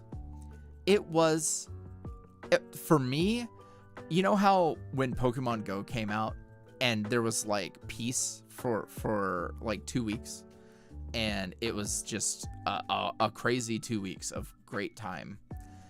That's what Yuri on Ice was for me in terms of like fandom stuff. And it was delightful. Like I had no real issues outside of just a couple people being dumb, and it was fine, and it was lovely. But outside of that, let me tell you, it's fucking weird. It's just, I don't know, man. We are at a really weird place on the internet where it's this weird like four-way crossroads where you have these like almost militant, puritanical young people who get way overzealous about policing what other people do, who like vastly try to overcorrect because they're scared that their peers will say, wait, if you don't think that this thing is bad and you don't grab the pitchfork and torch, then you're bad. So you've got them. And then there's a very legitimate segment of the internet where they are the worst people. They are fucking horrible. They are like just an absolute cesspool of humanity. These are people who are worth calling out as bad individuals. But like when you have the people who are like vastly trying to overcorrect the actual problem, and then you have like people who are just chilling, and then you have people who are trying to just ride a wave of like clickbait by playing like the game of the internet, right? And it's like, dude, I just choose not to fucking participate, you know? I just choose not to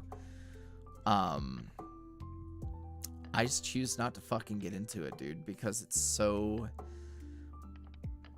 it's just bad. And I think the issue with fandom is like you run the risk of letting your enjoyment of a thing get affected by other people's bullshit. And it's like, listen, if you are conscious about what you're consuming and you can be critical and use your head, you don't need a fucking radicalized 16-year-old on Twitter with 5,000 followers to tell you that you are wrong or right for enjoying the thing. I promise you, you don't need to see that in your life. And I promise you, they are fucking clueless. And the fact that we are at that point where just being very loud and nasty on the internet is something that really can bring genuine distress and discomfort to people. It's like, yo, we've gone too fucking far. People need to start taking a fucking... we gotta take a look at what the fuck's going on. Cause it's just too much for me, man. I think if you can find a group of people who are enjoyers of a thing that you enjoy, and you guys can fucking just respect each other and treat each other like people. Like, look, I don't have to fucking agree with every take that my friends have. Like, my friends are all individuals who can have whatever opinion they want to have on fucking media. Certainly media. Like, let's be real. It's if we're talking works of fiction, bro, pop off. Whatever you're about, be about it. That's your business. And when you just fucking respect individuals and you trust people, it can be fine. Like, I don't need to have I think here's the thing. I don't need to have my opinion vindicated by the opinion of someone else on the internet, is the thing. Is it cool when you have a thought and you get that, like, that confirmation or that comfort of like, oh, I think a thing and other people think a thing too? Cool. But I think it's at a point where people get almost like addicted to it, and it's like, dude, nah. I've been around fandoms and have enjoyed content that has toxic fandoms, and it's just like, y'all, please don't talk about fucking My Hero ships. I know they're ridiculous, but like, we don't gotta go there. We don't gotta go there. Look at him. Holy shit.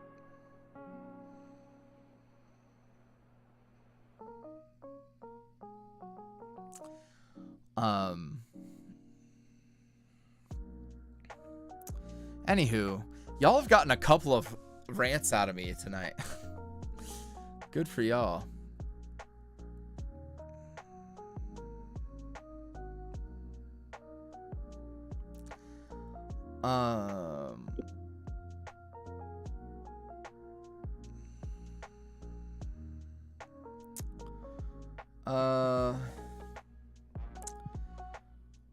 Any favorite books? I need to actually go fucking read. Is what I need to go do.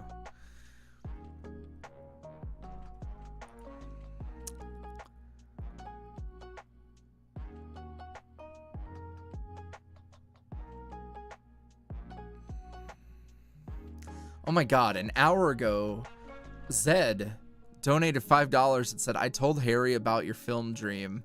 He said HS4. What is HS4? Fourth album. Oh, got it. It's gonna be based on Bittersweet. Yo, y'all wanna, listen, I'm not so proud that I can't just tell you guys that sometimes I want validation too. Like, I want to be vain for a minute, and I want to wonder who's the most famous person who's ever enjoyed my content. I just wish I could know. I just want to know. Would enjoy it. I wish y'all want the facts. Here's the facts. I used to fucking try and pick on Jackie a little bit for liking Harry, and it was because I was ignorant. And now that I've actually consumed some proper Harry Styles media, he's quite good. I'm very proud of myself. He's quite good. Yeah, I was looking at tickets because he's gonna be literally 30 minutes from here for like 5 nights in a row. And I didn't know. And now all the tickets are being resold for ridiculous prices. To be fair, you'd have to be probably, yeah. It's very, very difficult to get tickets right as they drop for Harry. Yeah, I've never gone to a concert for someone that fucking famous. To be fair, it's always a specific type of artist, right? Like, it's the if you have I feel because it's like I could go get tickets to see The Weeknd right now if I wanted to, and they're the authentic like from Ticketmaster tickets. I've been able to do that twice, and then he canceled both of those twice, and now I'm not going. But like if you have a young, rabid, mostly female fan base, them tickets are gone, Bubba. Them tickets into the ether.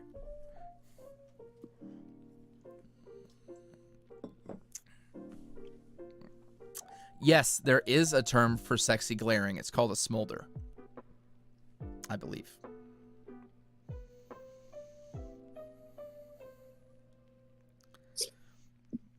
Fucking, why do you need tickets to see The Weeknd? Just wait 2 days. Dusty, but dumb Tish.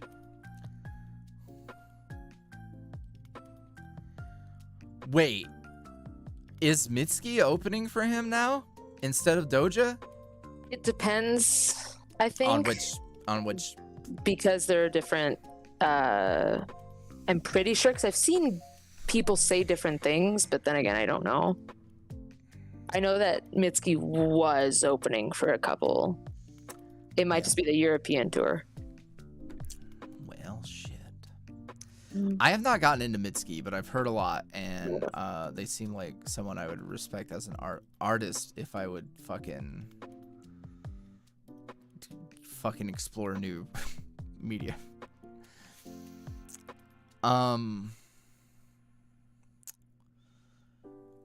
Question for Jackie: who is the hardest boy to draw? It's fucking Dark Mode Al. Not that he's hard to draw, but he has so many fucking accessories and little things that you have to make sure you get right, and it drives me insane every time. But yeah. Oh no. Roy in terms Gree. of cost, Oh, go ahead. in terms of hardest to draw, I think Depends. I do not know. I think it depends on just how I'm feeling. Because sometimes it's Faust, and then other times it's Finn. It's weird. But yeah. B2B asks, would you even consider voicing Alucard again? Yeah, I actually have one that I was probably gonna record soon. I like Alucard. The thing is like the videos didn't do great. The fandom's not eating it up, sadly. Yo, I wish I gave 2 fucks about Genshin Impact, cause that's money. Like, you want a fandom that's gonna like enjoy my type of content specifically, it would be that. But I just can't get into it, man. I have very mixed feelings about some of the character design, but I don't want to get into that. Oh, yeah, it bores me. I'll just be straight up. I don't know. It's nice.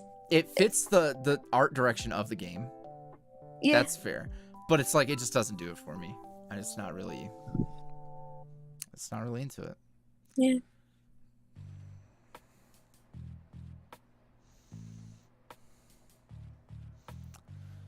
If they had made the fucking white-haired tough guy with the horns, I think he has. Mm-hmm. If they had made him a little beefy, I'd have done it. I was waiting when they were like, "Oh, we're gonna announce him." I'm like, "Okay, show me what you got." Everyone has to be fucking the exact same body type, you know?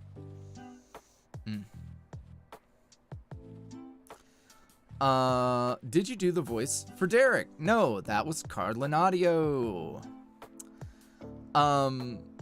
Mooniwee asked, what is your plan for when Bittersweet ends? Also, I hope you're having a great day.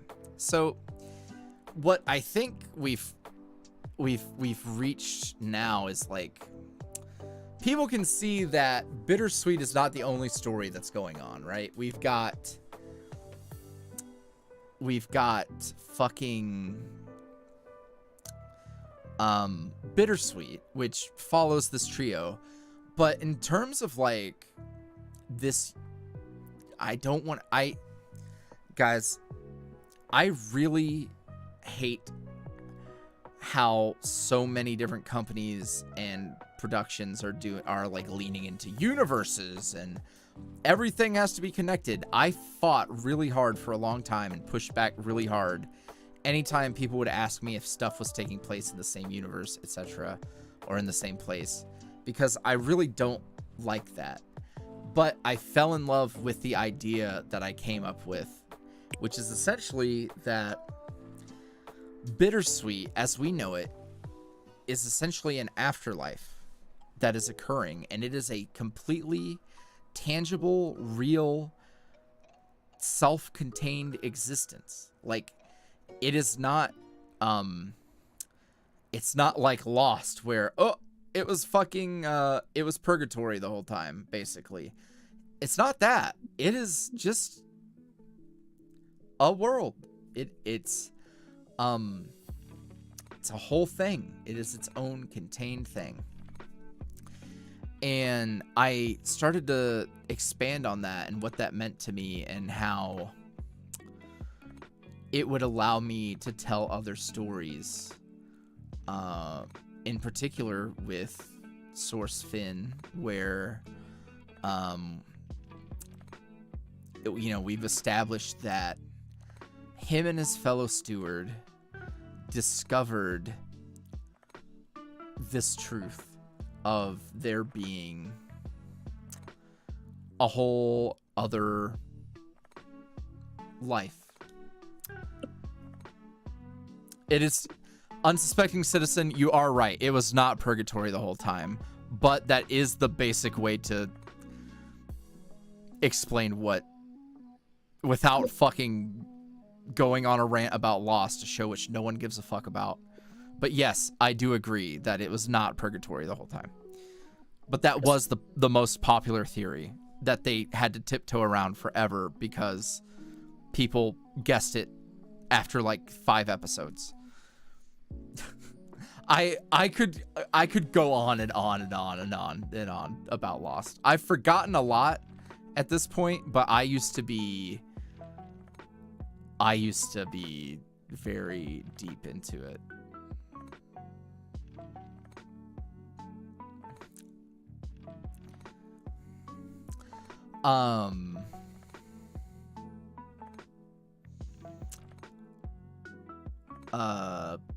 Fuck, I completely lost whatever the fuck I was talking about. Anywho, I'm vibing.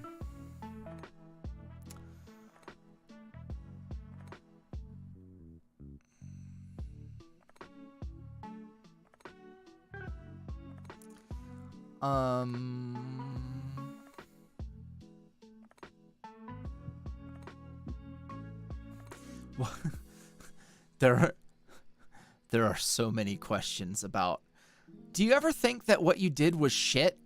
is how I read it. But no. Fantasia asked, were there moments when you wrote a story or a character that you became invested but realized or wished it could have taken a different approach? Yeah, sort of. I mean, here I will tell you guys this. So the sort of bait and switch, and I hate calling it that because I feel bad, but this was the only way I could have my cake and eat it too. But with listener getting their confrontation with Derek, I loved it. I wanted to give that to people, and I wanted it to be a meaningful thing. I also have a very different specific idea for what the climax actually is.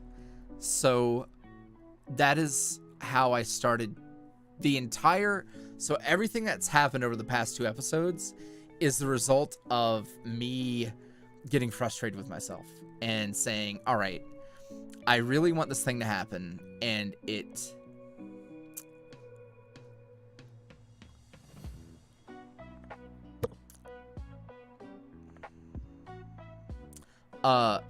Ellens can confirm the person Finn is talking about in the interlude is not the listener. You can assume, and I can't remember how clear it is, but Finn talks about that this listener went to Mage College with him and that fellow steward. So no, they're not the same.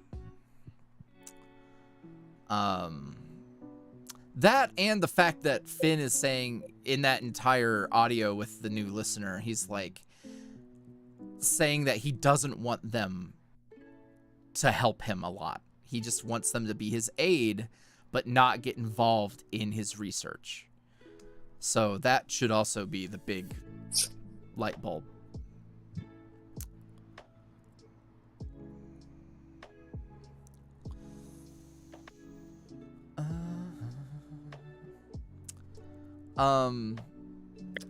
So okay, to try and go back to that question and answer it, but Mochi, yeah, I wanted two things, and I came up with a way to have them both and not make it feel, look, some people are gonna be mad that they didn't shoot Derek in the face. But I also have expressed that I would never want to outright hardcore make people force themselves to imagine them unaliving someone. That's why we don't see the result of what happened between Derek and the listener. You could even assume that might not even have been their gun going off.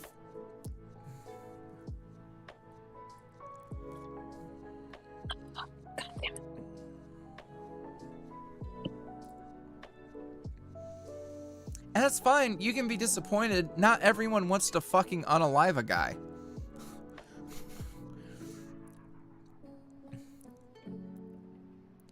And also, like, it does not erase their intent. You know, it doesn't erase the fact that that is what they would have done. So, and that's also, like, your interpretation. Is that what they were going to do? Were they just threatening him? Because, like, you could also imagine that Derek's pulling the old, I've got a fucking shotty held at you under the table thing. So, you know. It's just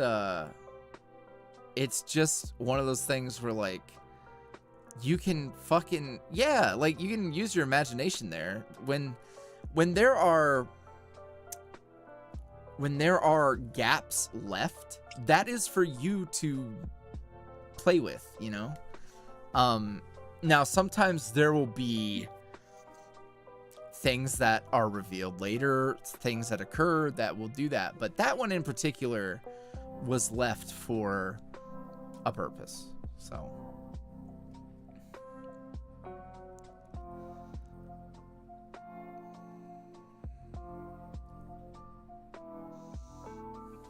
Mochi.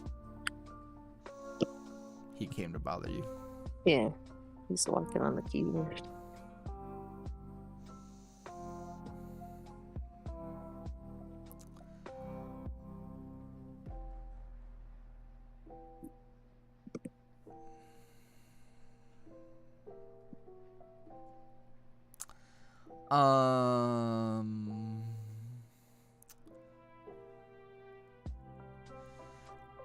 Hex, no, I never fucking finished the DLC in Sword and Shield.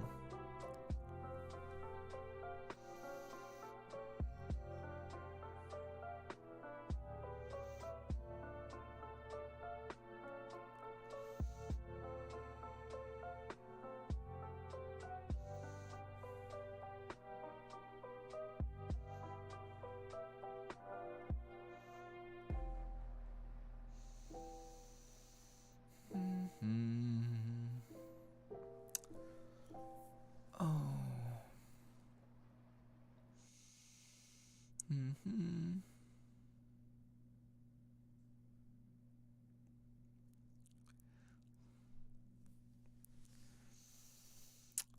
What are the YuuriVoice boys' favorite colors? Oh man.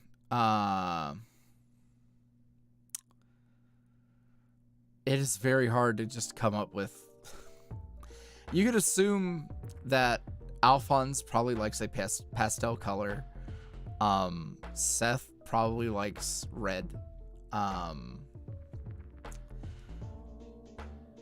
Other characters, fucking Finn probably likes blue or green. And coming up with more than that, I am struggling. Strawberry Guy, will there be any new characters introduced in the next episode of Bittersweet? I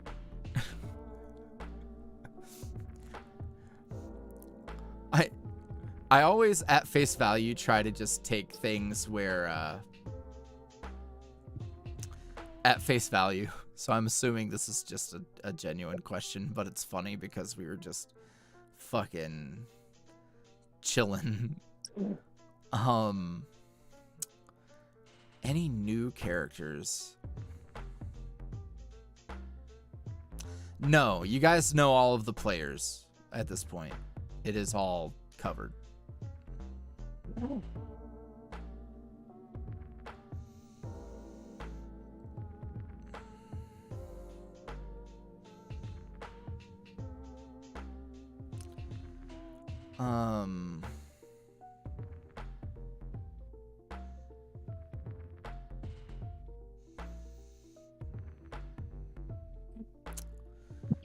I also I wonder, it's tough because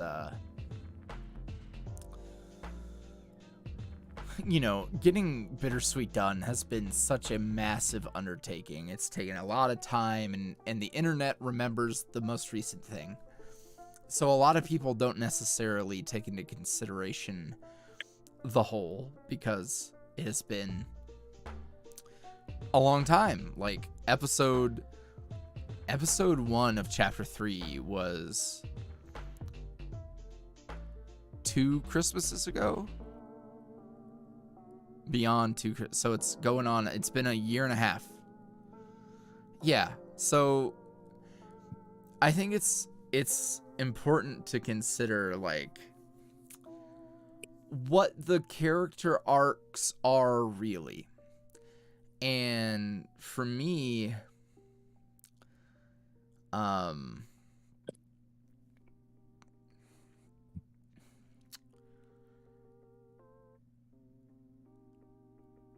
I will say this, that for the Bittersweet trio,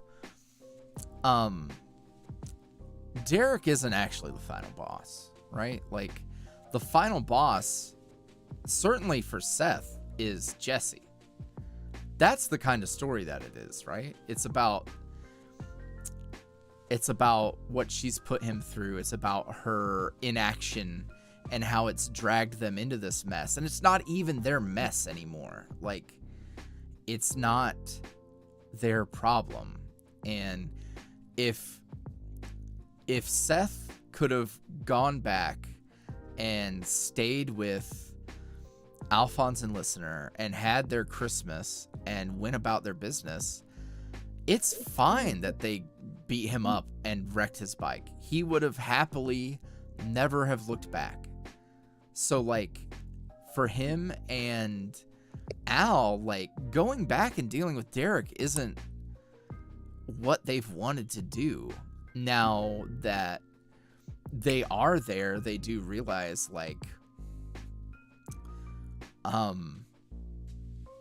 you know, they are involved. They've got to figure out how they're going to get out. Now, you know, Listener obviously had an idea of how that would occur. And it was brought on by I to take a little bit of a dive. Think about it like this. when has progress, like personal progress, ever been made for Alphonse and now Alphonse and Seth personally in this series? It's when they come together. Sorry about phrasing, but it's when Listener fucking invited Seth to breakfast and said, sit down and talk. And the three of them talked, and it was rough.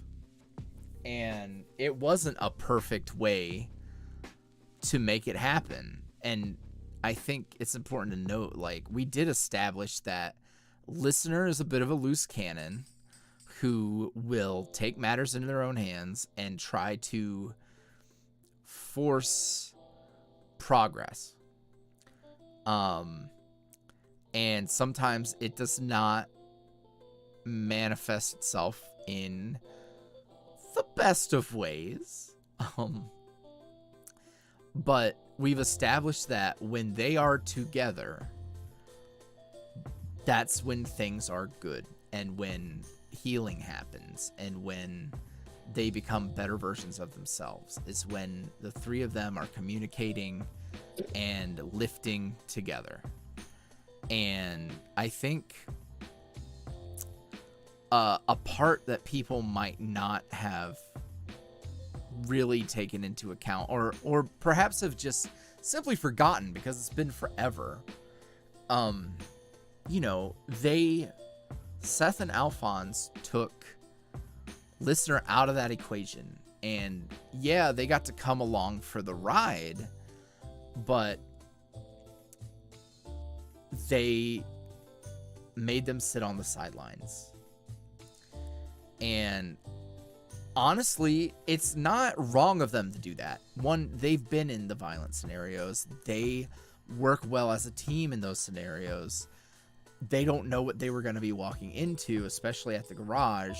So it's like, hey, stay in the car.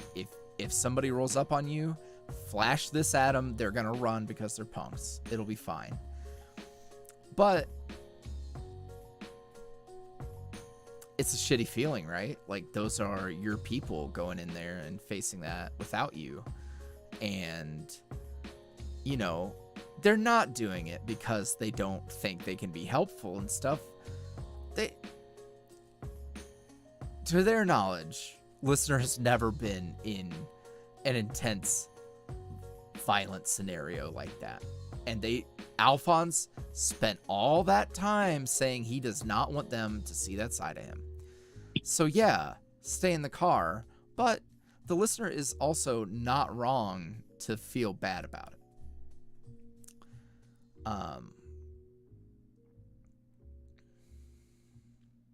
So I don't know. I just think, getting back to the point, what I think the real conflict of Bittersweet is unresolved trauma. Yeah. I didn't know I was gonna say that, but yeah, that's the big bad. I think that's the big bad of everything. Honestly, I think the nastiness that serves the conflict is unresolved trauma. And the trauma with Derek isn't even the trauma that matters to either of them. The trauma that matters is Seth and his mother. So it's just something to think about. Because I think some people think that, like, all right, now the three of them are going to go confront Derek together. And it's like, bro, you know what the three of them want? Is to just go fucking be happy together. That's what they want. And are they gonna get that by going and fucking wiping the floor with some dude? Like, no, that's going to that's going to create more problems. It will only serve to create more problems.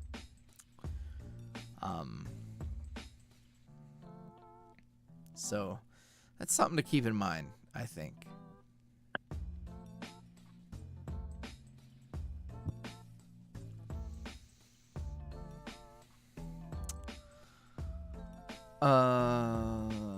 Let's see. What a Night asks, which Fire Emblem Three Houses house is/was your favorite? Which route did you pick first? Funny you bring that up, because I was talking about that last night with the homies. I went with Blue Lions. Is that their name? Yeah. Okay. I went with Blue Lions first, and then I never beat another route. I feel like everyone would know that I would pick Blue Lions first. It's so obvious. It's a very obvious YuuriVoice choice. Most favorite video game is probably...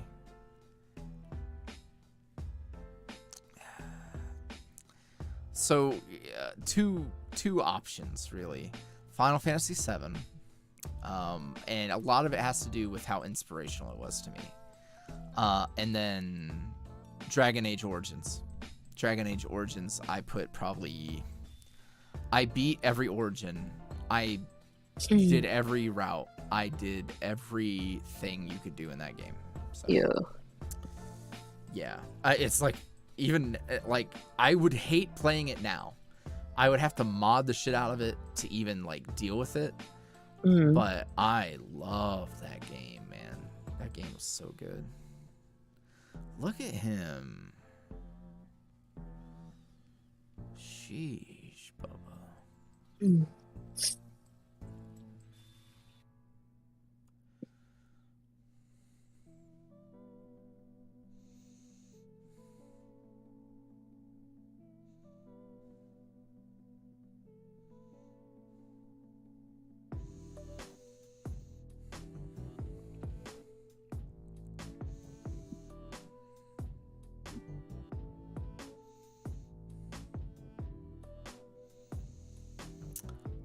Mystery Illustrates asked, I wonder, how did you come up with Bittersweet?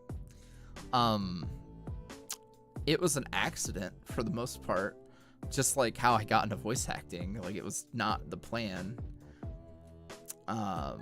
It just sort of happened that way. Bittersweet. So we had YuuriVoice. We had Alphonse. And the idea came up to make a rival character for him and to inject a little bit of drama, a little bit of spice, someone from Alphonse's past who would cause problems for him on purpose. And I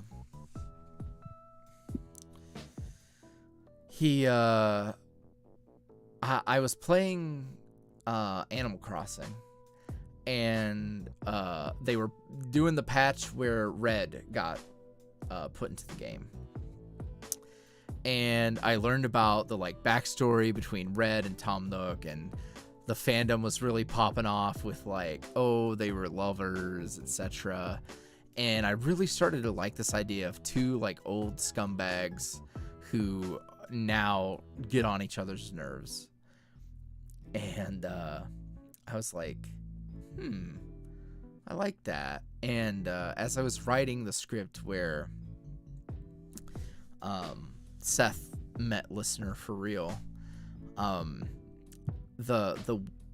remember the light bulb moment where I reached the end of that script where Alphonse now I can't remember exactly the order of events, but basically when Seth reveals that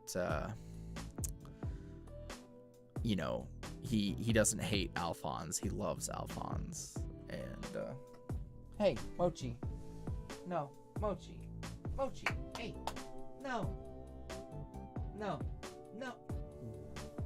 he knows he can get away with this because I'm busy. Hey, Mochi, go on, yee. What a little shit. Um.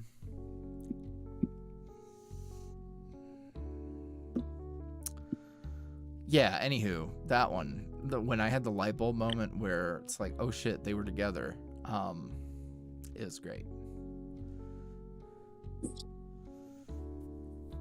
Hey. Okay. No. Oh, well, shit. Fuck, he was just gonna lay. Hi, Momo. I know it.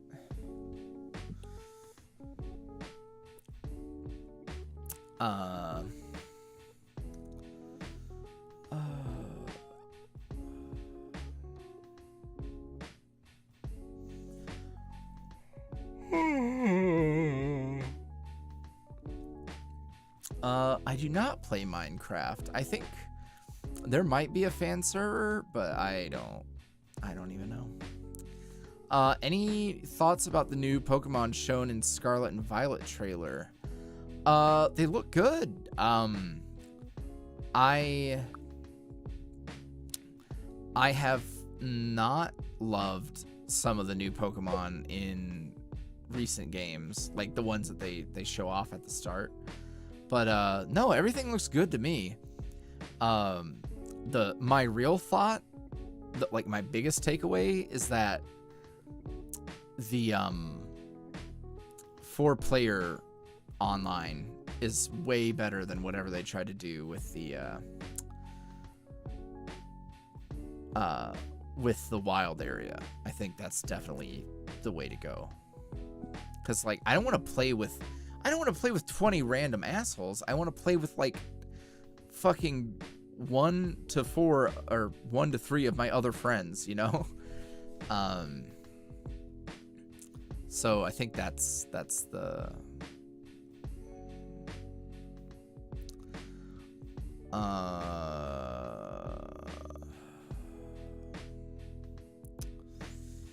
would any of the bittersweet characters have kids?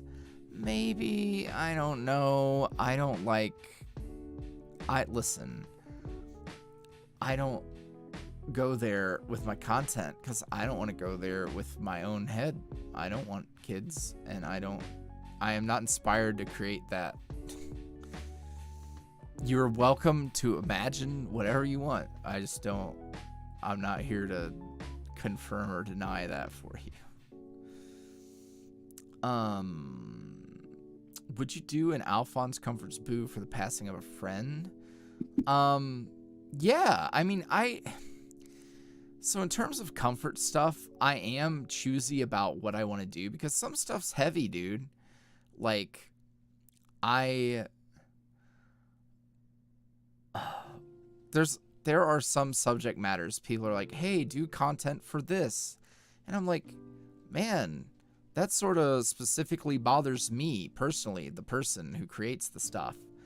I don't feel like I am in a place to talk about that or to deal with that.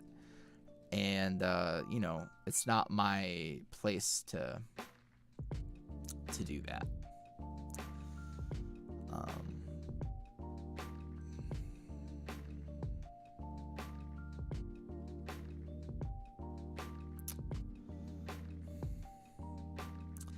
Logan Alexander asks, when you write, do you have any build-up or specific planning, or does it just come to you when you're doing literally anything? A lot of my brainstorming happens when I'm driving. I listen to music and I fantasize about my stories. I'm like way ahead in my head on content and stuff. For stuff like, so the Dilf Alphonse series is a good example. I have done the work to outline what I'm doing ahead of time, so there's a direction to go in. And then, for example, there's like with Source Finn, I have a general idea in my head, but I haven't. No, I am looking at chat, but I will be rude and mean, so I'm not really addressing people talking about whatever they're talking about. So, I'm just gonna keep talking and not be a dick.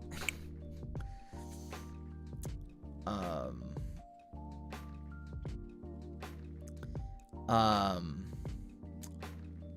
need to actually outline the source fin stuff because I have a whole lot in my head and I just haven't put it to paper yet.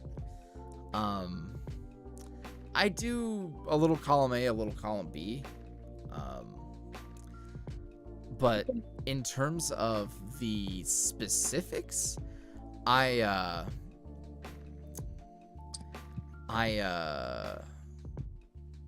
just let it flow whenever I sit down to write. It helps when I've outlined it.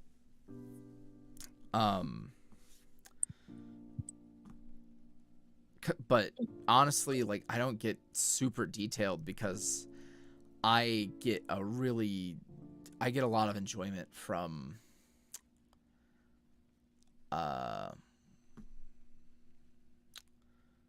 the exploration and the wonder of like writing, I guess.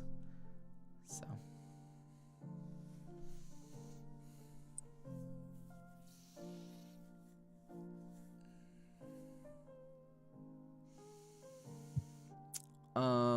have you played Hades game? I love Hades game. I put about 200 out. Hold on, how many hours did I put into Hades?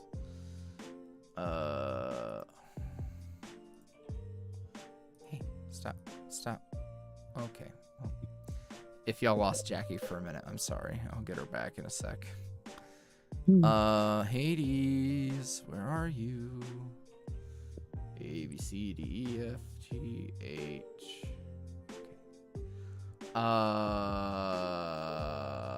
Okay, not 200. 107 hours into Hades. I love Hades game. It's a good game. I did not 100% it yet, but I need to.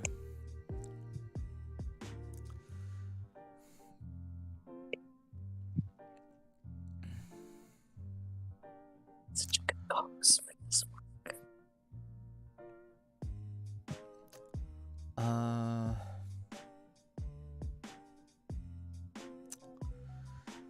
Rose Arts asked, will there be any Pride audios, especially any with our two reformed bad boys? So I've gotten that question a couple times, and like, one, I mentioned earlier, like, I've been struggling to create anything recently because I've been all out of spoons, and but also, like, fucking Bittersweet is such a, like, love letter to all of that.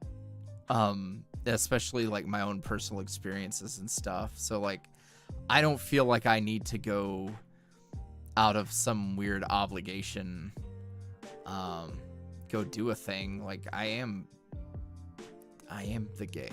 Like, I am that, and I don't need to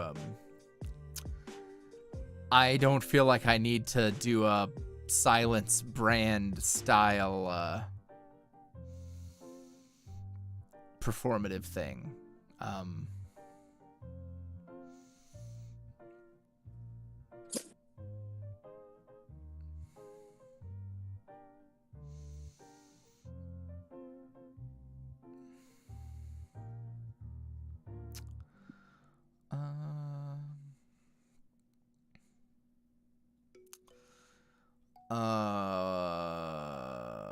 Retta Fox asked, what are some of your ideas for Charlie the Rat? Is he just going to be a spin-off of Bittersweet, or will he have one-offs too?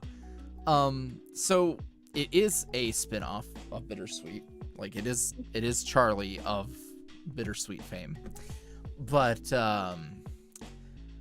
once his series is done and there is like an established kind of understanding of how he operates as a character and stuff, then yeah, there'll be one-offs and stuff. But I feel like the thing that I even have to remind myself sometimes is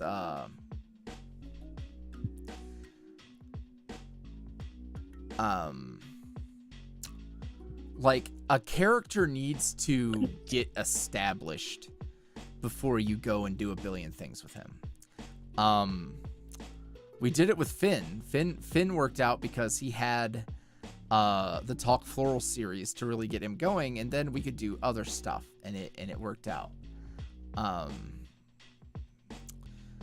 So I think it's important to like let a character get their legs before you fucking have like 3 AUs and 1 shots and they're all contradictory.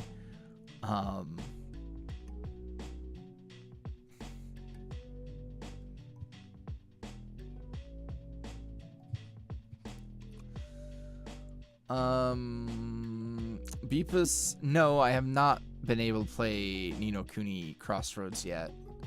I've got like 2 games I'm playing right now. If I get into another one, I'll fucking die.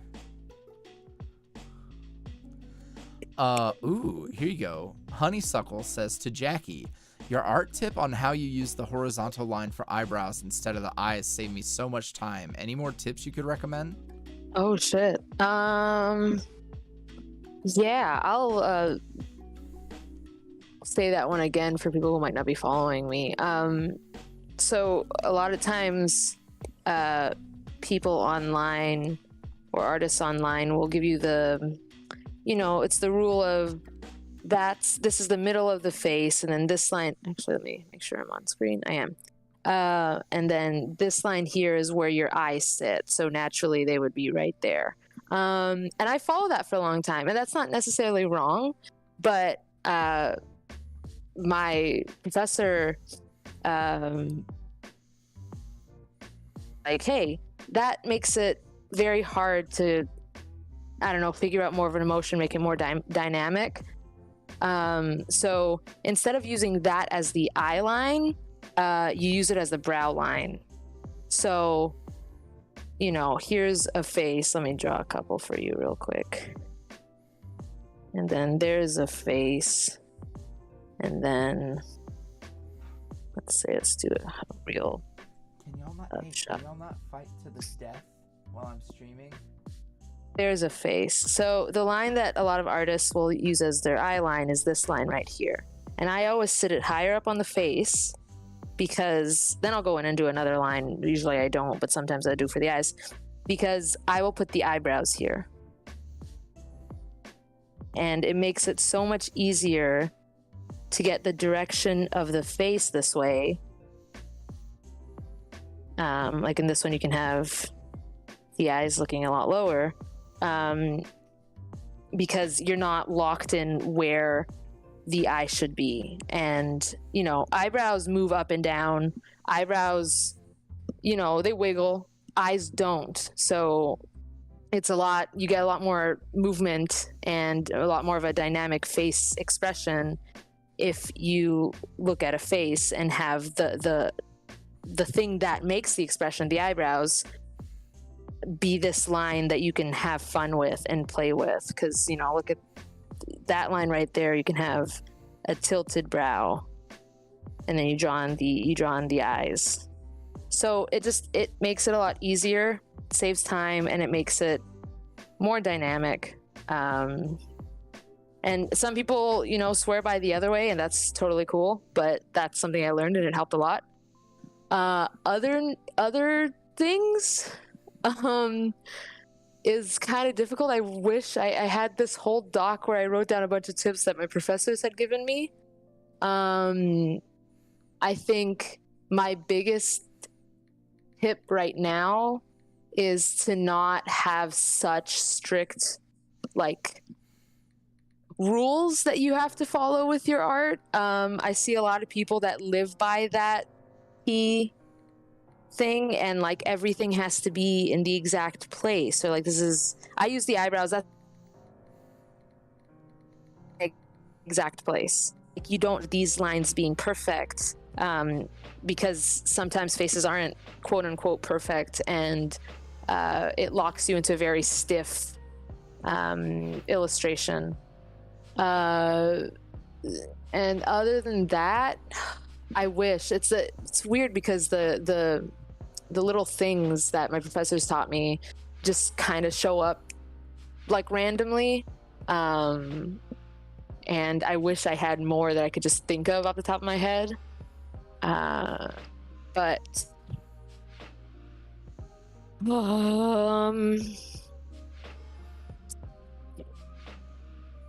hmm. Draw skeletons.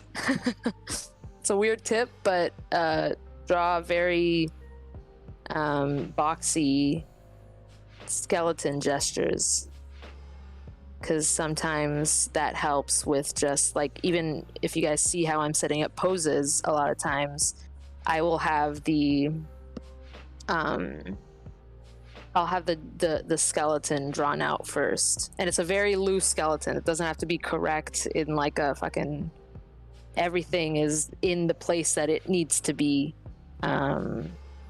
But when you learn to kind of imagine what's underneath the skin, it makes it easier to put the character on top of it, and that works with both like a realistic style and something more cartoony. You just gotta break the skeleton, which is why I don't tell you that it has to be, everything has to be perfect.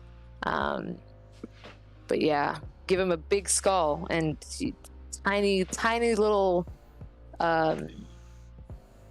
I'm forgetting the name of the hips. Pelvis. Yeah, I think that's a good one.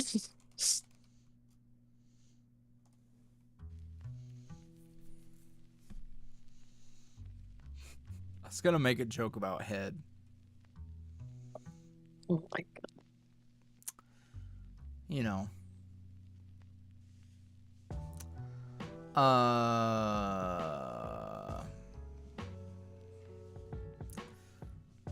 Sug asked, it was Cryptid Hunter Seth that gave me the idea. How do you feel about genuine horror audios?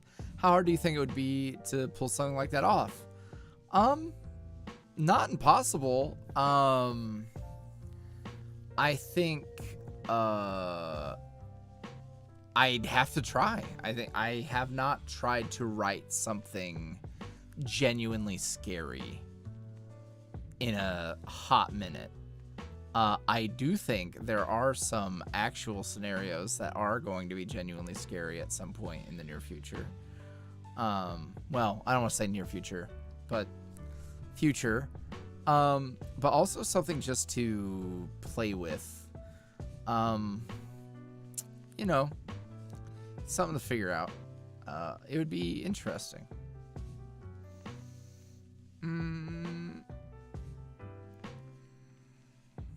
Here's a question. Yeah. In the design stream, we did half body. So are there specific shoes that you think he'd be wearing, or do you think he's still rocking the Chucks? Oh, he ain't rocking the Chucks no more. He's probably got, what's he got? Like Doc Martens? Like, what's up? That works.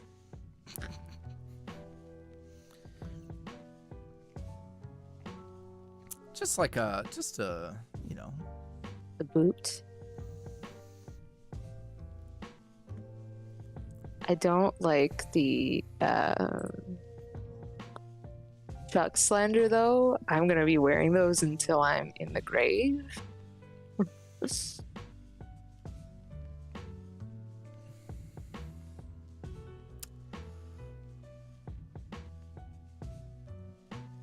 Oh,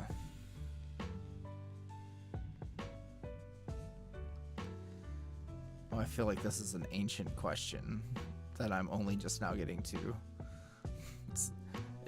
In the Dilf Alphonse content, will Listener and Alphonse be married? We went over that. No. Are you gonna add Finn in the series? I don't know what the series is referencing. Finn is in everything he's gonna be in right now. Like, Finn is an established entity. He will not be showing up in the Dilf Alphonse thing, if that's what you mean. Is Alphonse going to have a deeper voice? I think it's gonna be more of the way he's performed rather than the way that his voice sounds. Because, like, let's be real, he's like in his mid-20s, as you know him currently. His voice isn't gonna do a whole lot of change. But this Alphonse is a bit more tired. A lot of the youthful vigor that Alphonse had before isn't quite there anymore. When we meet this older Alphonse, he just wants to what do you fucking say? There's a line in the episode that's like, he just wants to fucking go to the park and feed the ducks. That's all he's trying to do, man. Like, even when listener notices that he's kind of like excited about when he talks about something, he's like, nah, I'm good. I tried and I failed, so I'm good. Mochi, hey, no, go on, go, shoo, go. Oh, you were so... Whenever they know I'm, like, trying to do something, they are so defiant. Go, Mochi, go. Go, what do you think I'm saying? Come on, over here. Mochi. Go on. Well. He fell. Oh, honey. He is beauty. He is grace. He fucking fall on the floor. Fallen on his face.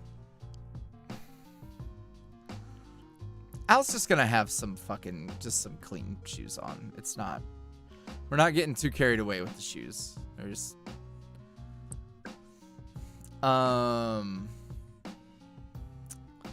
Has he given up his iconic sweater for a new one? Oh my god, there's so many questions. All right, I'm gonna start speed running. Has he? Obviously, he's not just wearing a sweater in this.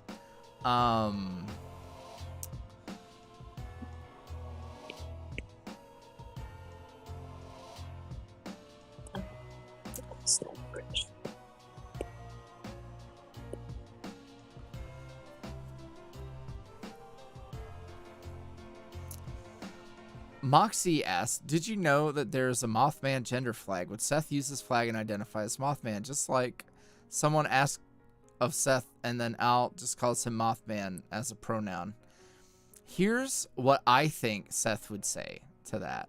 He would say that making gender identifications a joke is a questionable choice and should only be done with thoughtful care, and he would choose to not do that.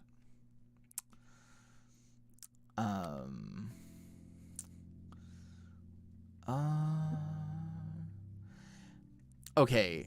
Does Alphonse have a favorite Robin Williams movie? I love that I have a perfect answer for that, and the answer is Hook.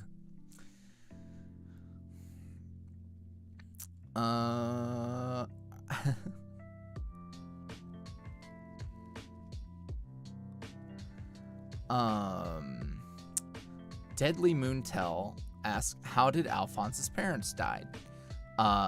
We will find out one day, probably. A lot of people like... Wait, well, what we do know is that,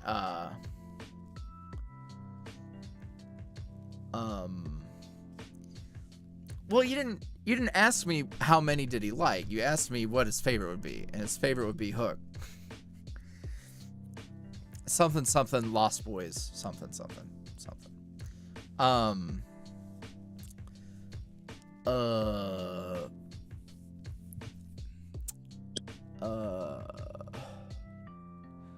Fuck, why do I... Parents died. Accident. That is what we know, is accident. But after years of me, like, hand-waving it, saying it doesn't matter, whatever, it's not about that, I have answers. We will probably get to that, and we will probably be dealing with Alphonse's unattended grief.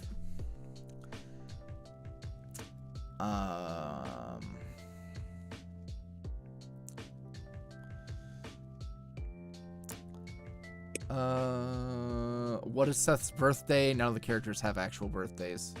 I demand to see the cats. They'll come around eventually. Z. Oh, this was forever ago. Have you listened to Harry's House? And if you have, what are your top 3? So it's... I need to give it another go because I'm sure some of them I let slip by me. But Daydreaming As It Was Cinema. There you go. Okay, that is the new album, right? I'm a fake fan. Yes, you're good. Okay. Yeah. What would you describe Charlie's body type as? Fucking twink. Identifiable with a twink.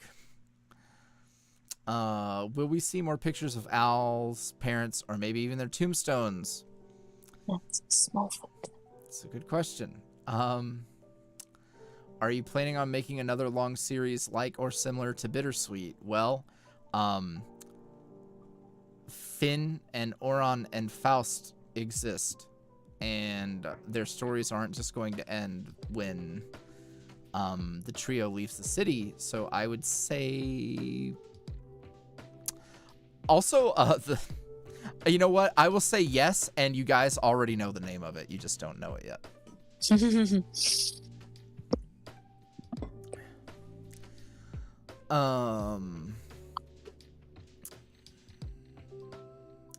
Do you think Jesse and Derek would be halfway decent grandparents or not? Never. Not even remotely.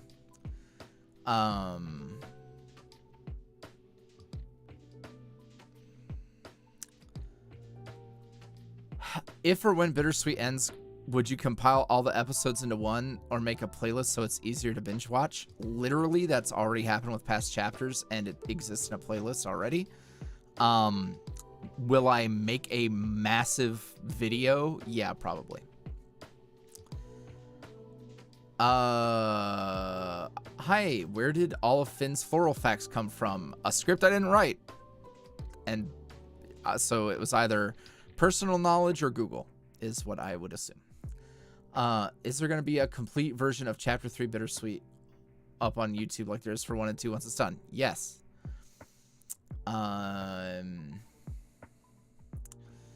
It's not really a question, but I want to say the work you guys have done on Bittersweet is so impressive. I want to say thank you for all the work you've done. This series is truly a masterpiece.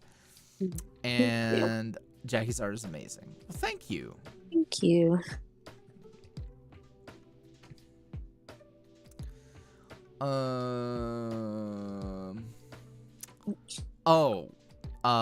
Cinnamon is back. I worded that question in a weird way, so let me try again. If you were to bring Jack in any way, how would you do it? Like a cameo or in a series or more one-shots?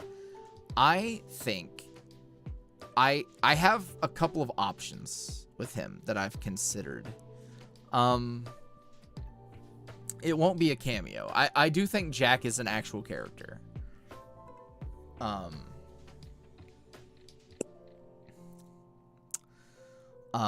So when he's a thing again, he will be an actual character.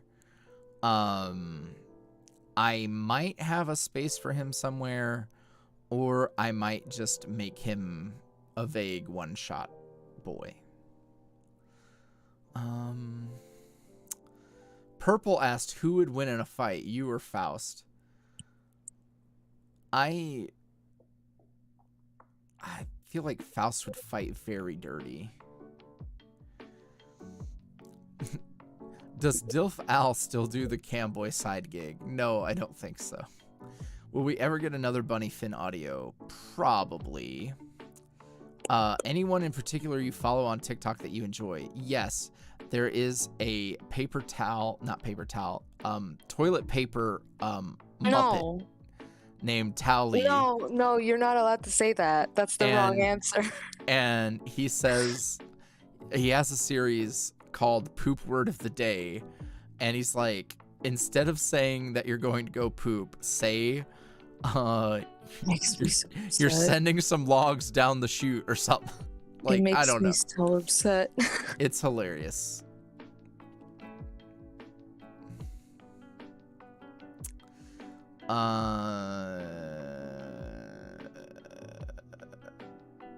Are there any cons you want to attend in the future? Kiyokori and I are doing Dark Mode Alphonse and Charlie cosplay for an upcoming con. That's cool. I really want to go to Anime Fest in Dallas, but I don't know how. I don't know how my spoon situation is gonna be. So,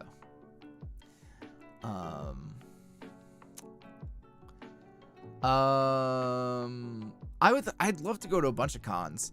One day I want to be a like F-list celebrity who can get invited to small cons.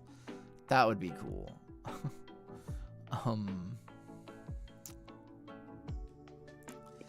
Lola Love asked, "Hey, hope you're doing well. Are there any new Faust or Garden Variety Finn audios coming out anytime soon?" I had a huge light bulb moment for Faust recently. And as for Garden Variety Finn, oh yes, actually yes. It has very little to do with him actually liking plants, but it does have a lot to do with him being blindfolded. Ooh woo. Ooh woo. Have you ever heard of the game called Obey Me? I've heard of it. I have never looked into it beyond more that. flashbacks. Will we ever find out who Finn's ex is in the future? So I didn't write that script. Finn, as we know it, that's not a thing. Finn doesn't have an ex. Now, if you're curious about like a past relationship that went south, his fellow steward is probably someone you should be interested in.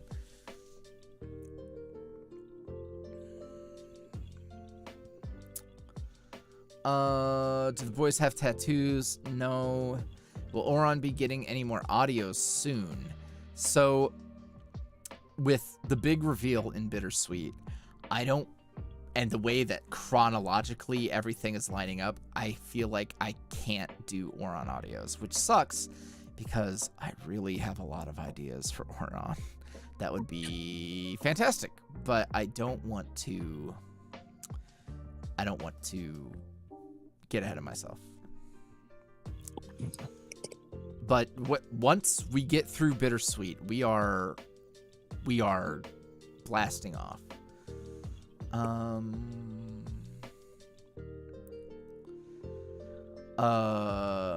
If Evelas is like the alive world, there's already a problem with the way that you're looking at it. But let me get through the whole question. If Evelas is like the alive world and Bittersweet occurs in the afterlife, does that make where Red is from the afterlife? Or is Red's home and Bittersweet both afterlives that you get sent to after the alive world? Okay. All right. That is actually not a bad question because I see what you're saying. So, as we understand it, Big Red has nothing to do with any of this, for one. And that is how I like it with him. The tattoo on Al's arm has been retconned. I said none of the boys have tattoos. Do not question me. Big Red is his own thing going on. But there's also an issue here. The issue is thinking of the place, the other side where Source Finn is from, and where Evelas is.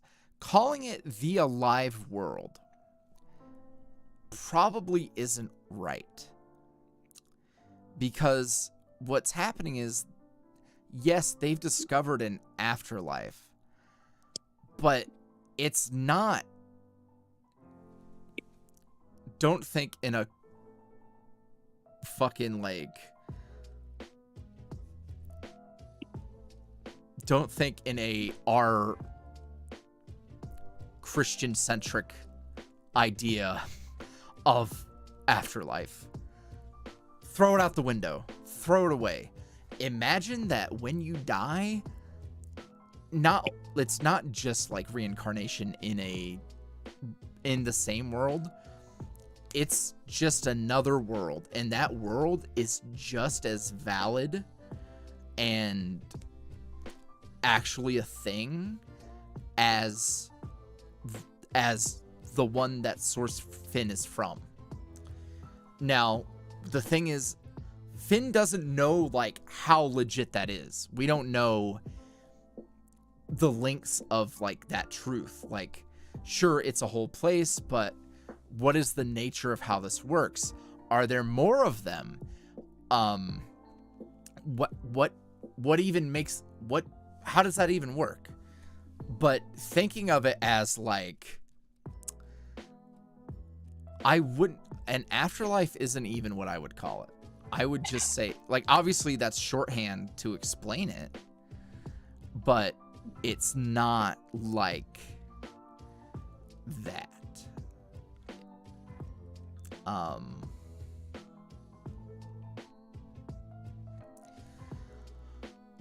I don't know if calling it another universe is the right idea either.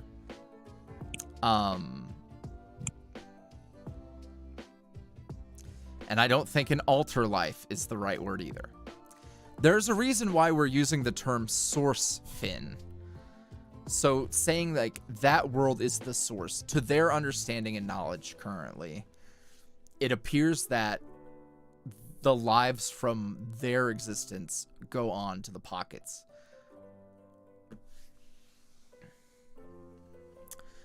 It's a lot that has to be explored and a lot that isn't understood.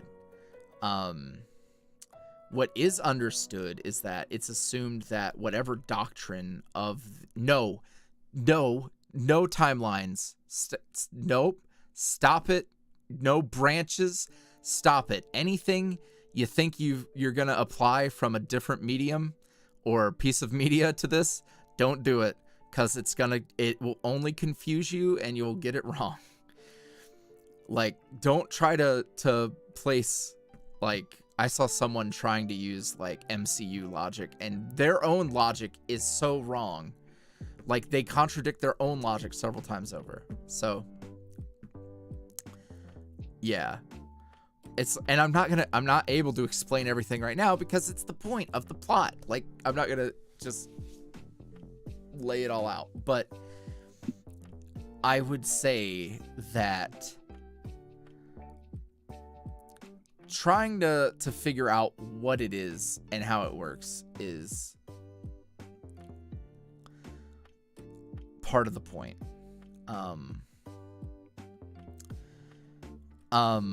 And honestly, the nature of how it works matters minimally compared to how it's gonna make people feel when they find out that that is how it works.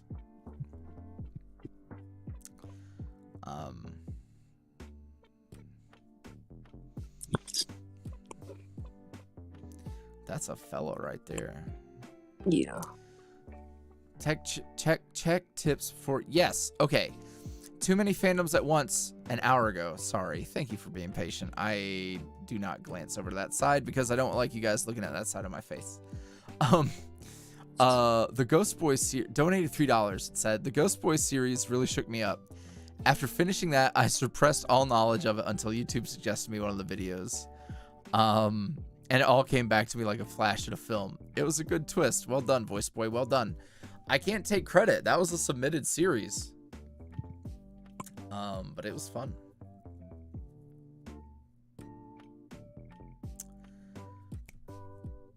Would it be right to assume that versions of Al and Seth and Listener have existed and lived in Finn's world at one point, or would that still be conflating it to Christian ideology? Excellent fucking question. It would be safe to assume that people who are existing on that side of things in the bittersweet world at some point existed on the other side? That is a good question, and it is a point that I don't think I've seen many people bring up. But that is a point. It is a good point. It is also safe to say that time is weird between these places. I'm not gonna make hard laws for how all of this works because it's so easy to fucking contradict yourself, to create plot holes and whatnot. I think the best thing is just to say, like, listen, we found out that we can peer into what is beyond, and we don't fucking get it, but it's there and it is existing, and that's terrifying. And honestly, finding out, like, think about what it would take to actually understand that, especially because from what we know of the other side, they're not like super technological. So like, it's safe to say that, like, in a world that is magic-y and fantasy, it's not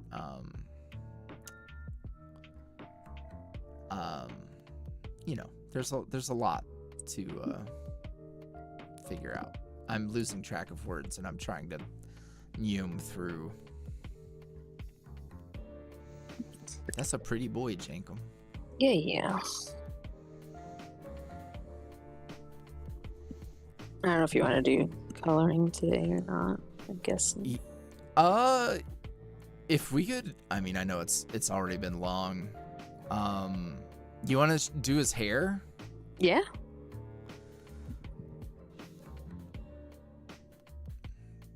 I genuinely don't even necessarily remember exactly how we did his hair. So. We did pink roots. Okay. Yeah. Okay, cool.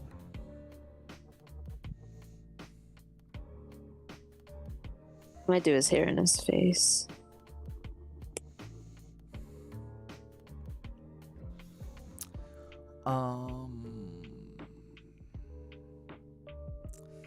Ooh. Oh, there's some fun questions. A couple of questions. Would Bittersweet be different if Alphonse and Seth switched roles? This has been asked before, and I can't even remember what I said then because it's like I don't even know. I did give a really thoughtful answer to it before, and I feel like anything I say is going to be worse than what I said then. So, I think that the listener's influence is very strong on the both of them, and that while the order of events or how easy or difficult a thing might have been, I think there could be growth there for them. I don't know how different it would be, but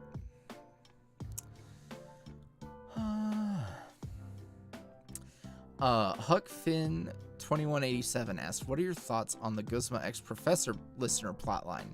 Do you have any ideas for how it will be established? It will be similar to the looseness of the Big Red audios, right? Yeah, that's sort of what I'm going for. I have figured out what I'm going to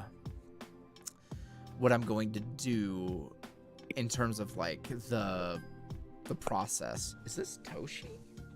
Toshi. He was noodling around in here too. Aw, he came in here. Toshi's here.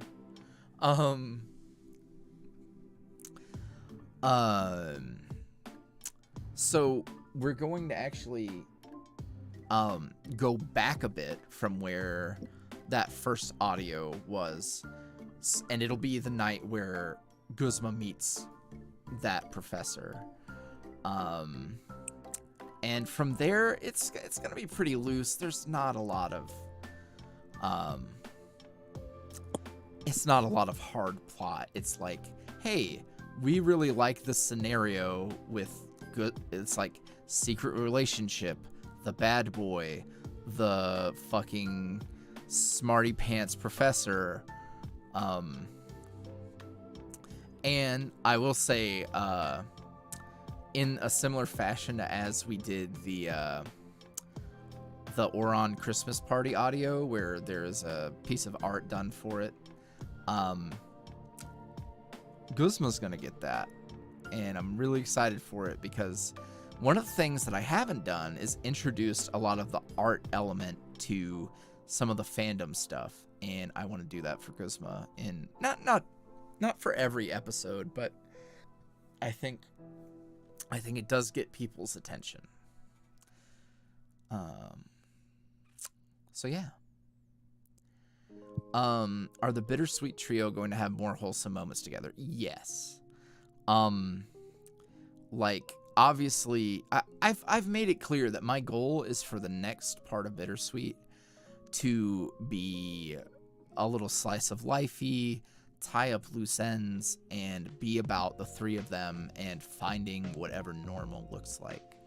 So that's my big goal is, you know, this chapter had a lot of drama. It took a lot of turns. It was a whole lot. But, you know, I think it had its merit, and I want to reward people for sticking with me, and, you know, I want to give people a big dose of, no, I didn't say no more emotional trauma. I talked about Alphonse dealing with his unattended to grief. What's going to be Seth's fallout? Like, you know, assuming they get back home, like, well, what happened with Jesse? How does he feel after that? How do they address the three of them being around each other and how they feel about it?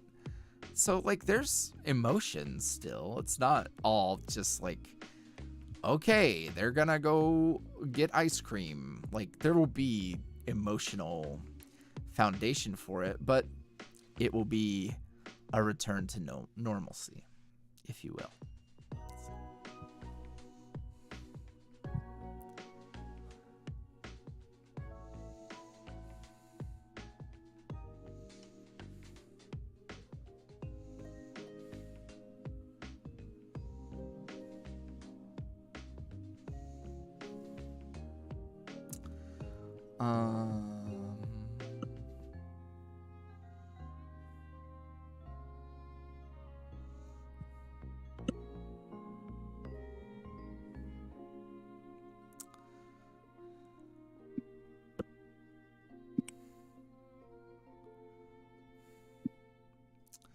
Starwood asked, okay, I've had this question for a few weeks, but what would have happened during our time with Derek if we didn't shoot him? Just wondering. Well, I guess that depends on what he said to the listener, and assuming that the gunshot that went off was them shooting him. I don't know. If they didn't react, I guess it really depends on... It depends on what all that was and what the reaction to it would be. What the reaction to it would be. Eh.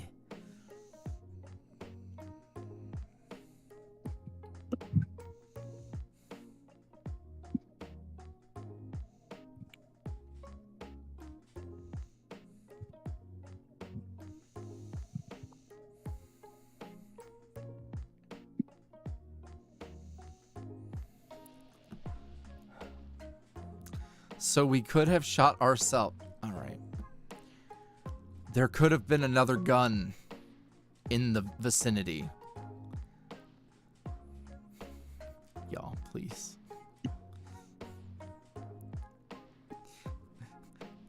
Like, a listener's so incompetent they get capped out by their own ricochet.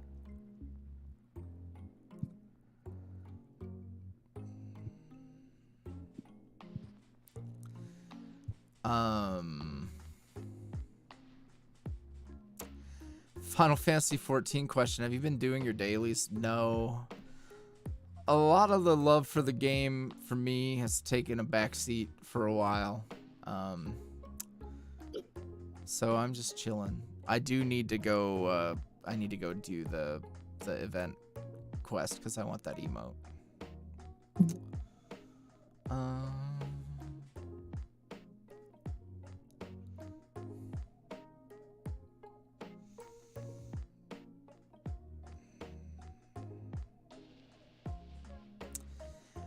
Bunny Shenanigans says, can you please settle a debate for me and my friend as Big Red's creator?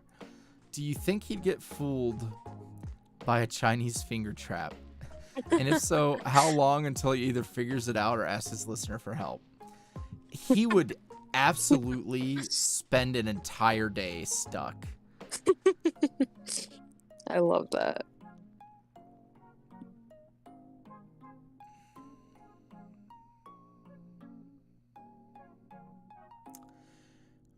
What a good question. Is Seth more of an American Psycho guy or a Seven guy? Oh God. Seven. Thank God. I feel like American Psycho guys are big red flags. Mm-hmm. Do you guys, I don't know if you guys remember this, but like somebody asked like, what's your red flag movie or something? Oh. And I said Fight Club. And I explained why. And we moved on because everybody got what the fuck I was talking about. And like 2 days later, someone said literally the same thing on Twitter. And obviously like they didn't give it all the context of that I was able to give it, but like I don't know. Cuz like here's the thing, I like Fight Club. I recognize Fight Club as a deconstruction of male toxicity and all kinds of shit, right? But a lot of people who are like, oh yeah, Fight Club's my favorite movie, in my experience, because I knew those guys, and at one point was that guy, I'm able to identify that, yeah, if someone says that, I'm going to perceive a little further to see why it's their favorite movie. Mm-hmm. But like whoever the fuck that was that said it on Twitter just got ripped to shreds. And it's like, y'all,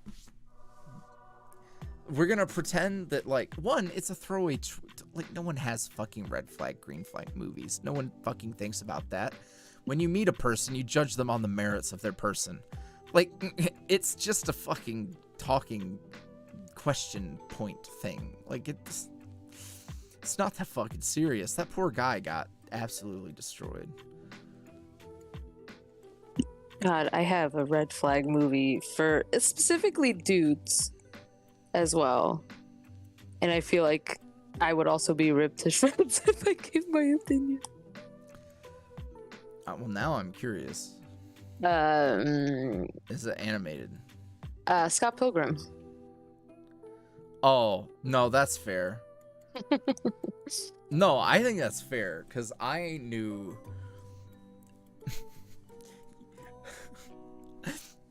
I will just say, I knew some guys with no game who really liked Scott Pilgrim, and I think they just wanted to be Scott. I'm just very wary of people, dudes in particular, who are like, I love Scott Pilgrim because he's this nerdy boy and he gets the manic pixie dream. And I can be like him. Yeah. Well, that, and it's like, I don't know. I just, especially in that particular era, I knew. Also, hold on. Look how big this boy is now. Why are you wet? You been piggy dipping? Don't get me wrong. I also love Scott Pilgrim. Mainly because it was the first bit of media that took place in my city. And I have a weird thing about being really excited about media that takes place in my city. And it was also a comic, and I'm an artist. So naturally, like, younger artists are like, oh my God, comics? I love Scott Pilgrim. It's one of my favorites. I love the series. I love the artist. I love the creator. I just am very wary of very particular people who like it. The same way it's like, I also like Star Wars, but I'm very wary of very specific people who like it. It's not like me bashing on anyone who likes the actual content. Yeah. Yeah. It's like fucking, I don't know. It also came out in peak, like, wow, you're a girl who games era, where like they were making, you know, fucking making her out to be like this fucking unicorn, and guys would treat women like unicorns. Like, oh shit, get on voice chat. I don't think you're actually a girl. Oh shit, it's a girl. It's like, wow, you're so different. It's like, and nothing nothing actually changed. Well, it's not even that they're different. It's that they're into, historically, it's not the word, but I'm going to use it. Historically masculine things. So those type of guys are like, a girl who's like a guy, hell yeah. Because I don't like women.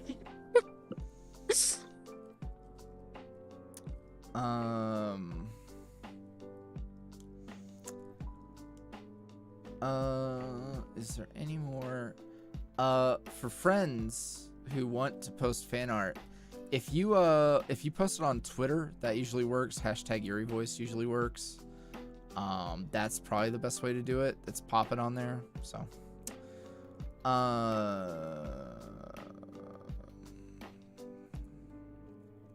that's not the right color. More brothel AU Alphonse audios. Love those. Probably at some point, yeah, because they're always a hit. Yeah. Does the artist have an Instagram? Yeah, Jackie Eleanor. She got all the socials. Yeah, it's Jackie Eleanor everywhere. Except for, I think TikTok. I'm like double I or something, but I rarely ever post. I've never posted on TikTok, and I might sometime, but not anytime soon. Oh, the Bittersweet Boys would love Our Flag Means Death. For sure. I still have to watch that last episode. Oh, yeah, you do. You fell asleep. Good night.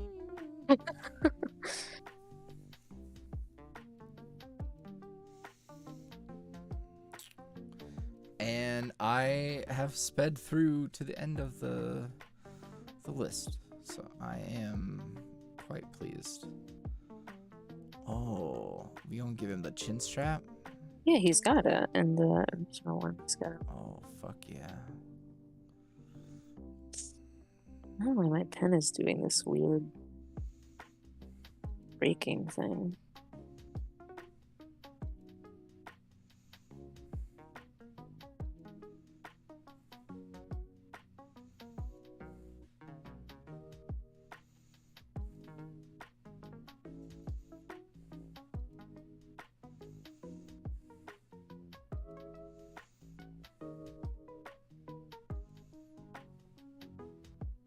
Damn.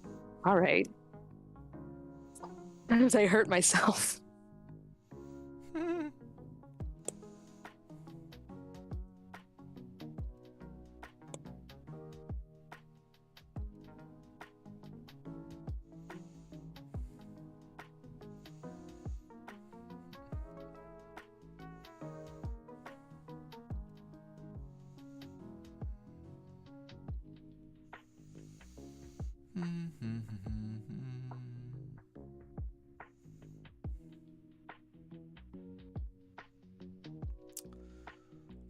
Would you ever consider doing angsty audios? Have you?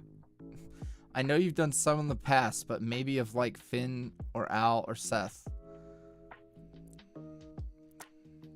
Damn, watch Bittersweet. If Bittersweet is like 90% angst.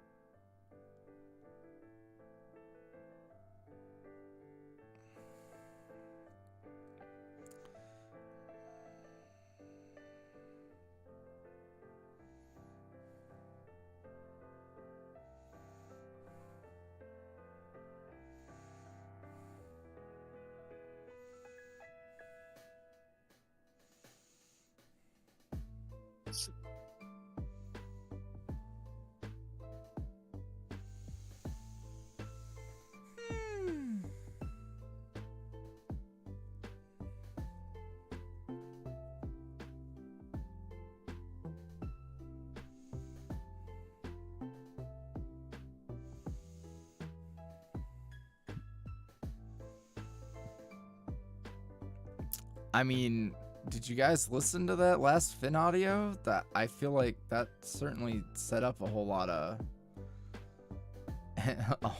angst.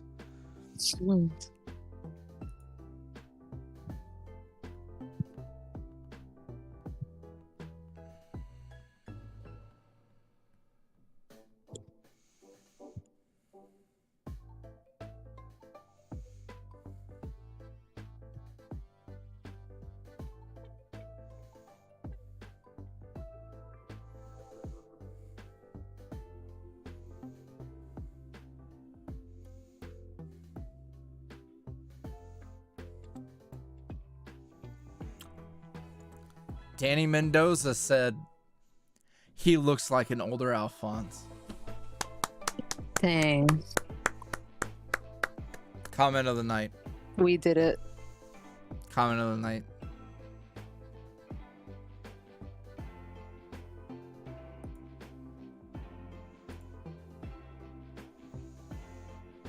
New pinned message. New pinned message. Absolutely. That's what we're. That's Hell you know, yeah. That's why we. That's why we get out of bed in the morning. We did it, Joe. We. Not that we did it, Joe.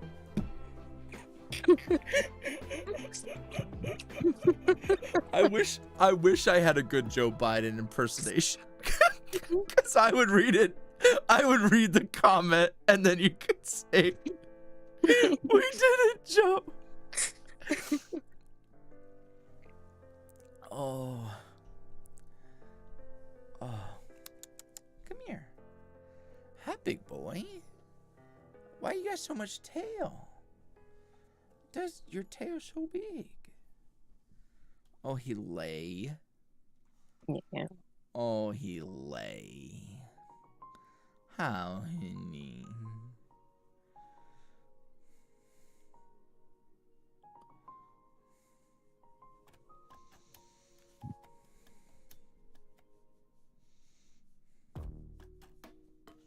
Hi, honey. Oh my goodness. That's a big old boy right there.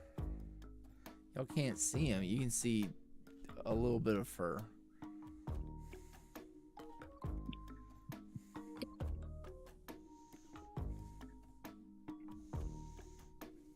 Hi. Mwah.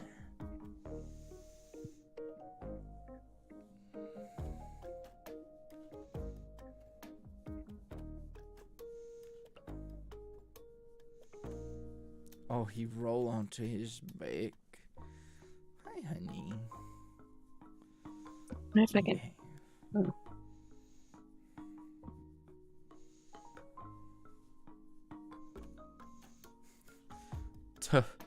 Toshi is he predates all of the ragdoll babies. Toshi was living with my mom, and now my mom's down here, and Toshi is here. How A very strange little orange peel. he is so strange. Come on. Are you ready to call it? I think so. We're just gonna do that part. All right.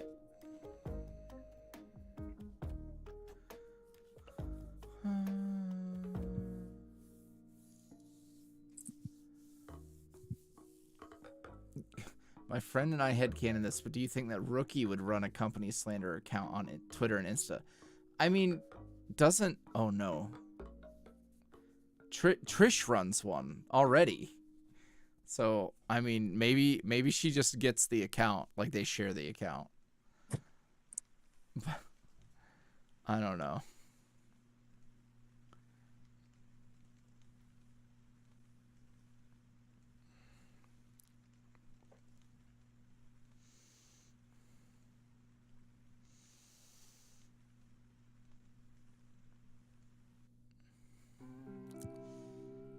Well, this has been a illuminating evening.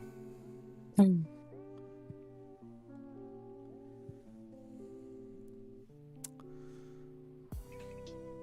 Whew. I wish I could pull up Seth, but alas, they're about to see yet.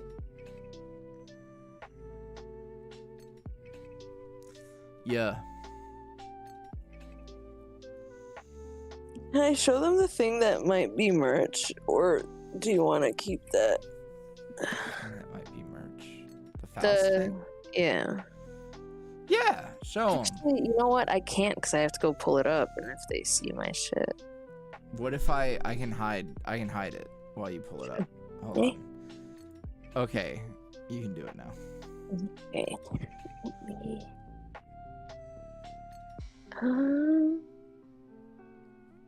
Bing. We're done with the Dilfs for now, y'all. Just for now. Okay. Okay, we coming back. Oh god, I hope this is the right one. It's not the right one. This is the right one.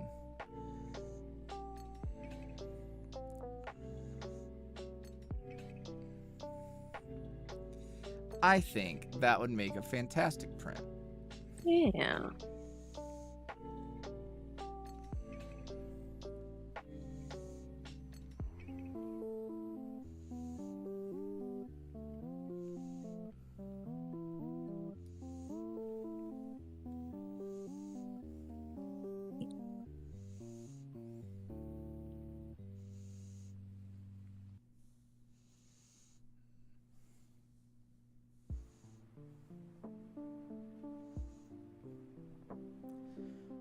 There's so much hair coming off this cat from me petting him.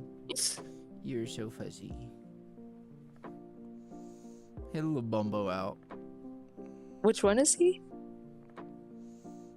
Huh? Is it? Is it? Oh, you're talking about. Never mind.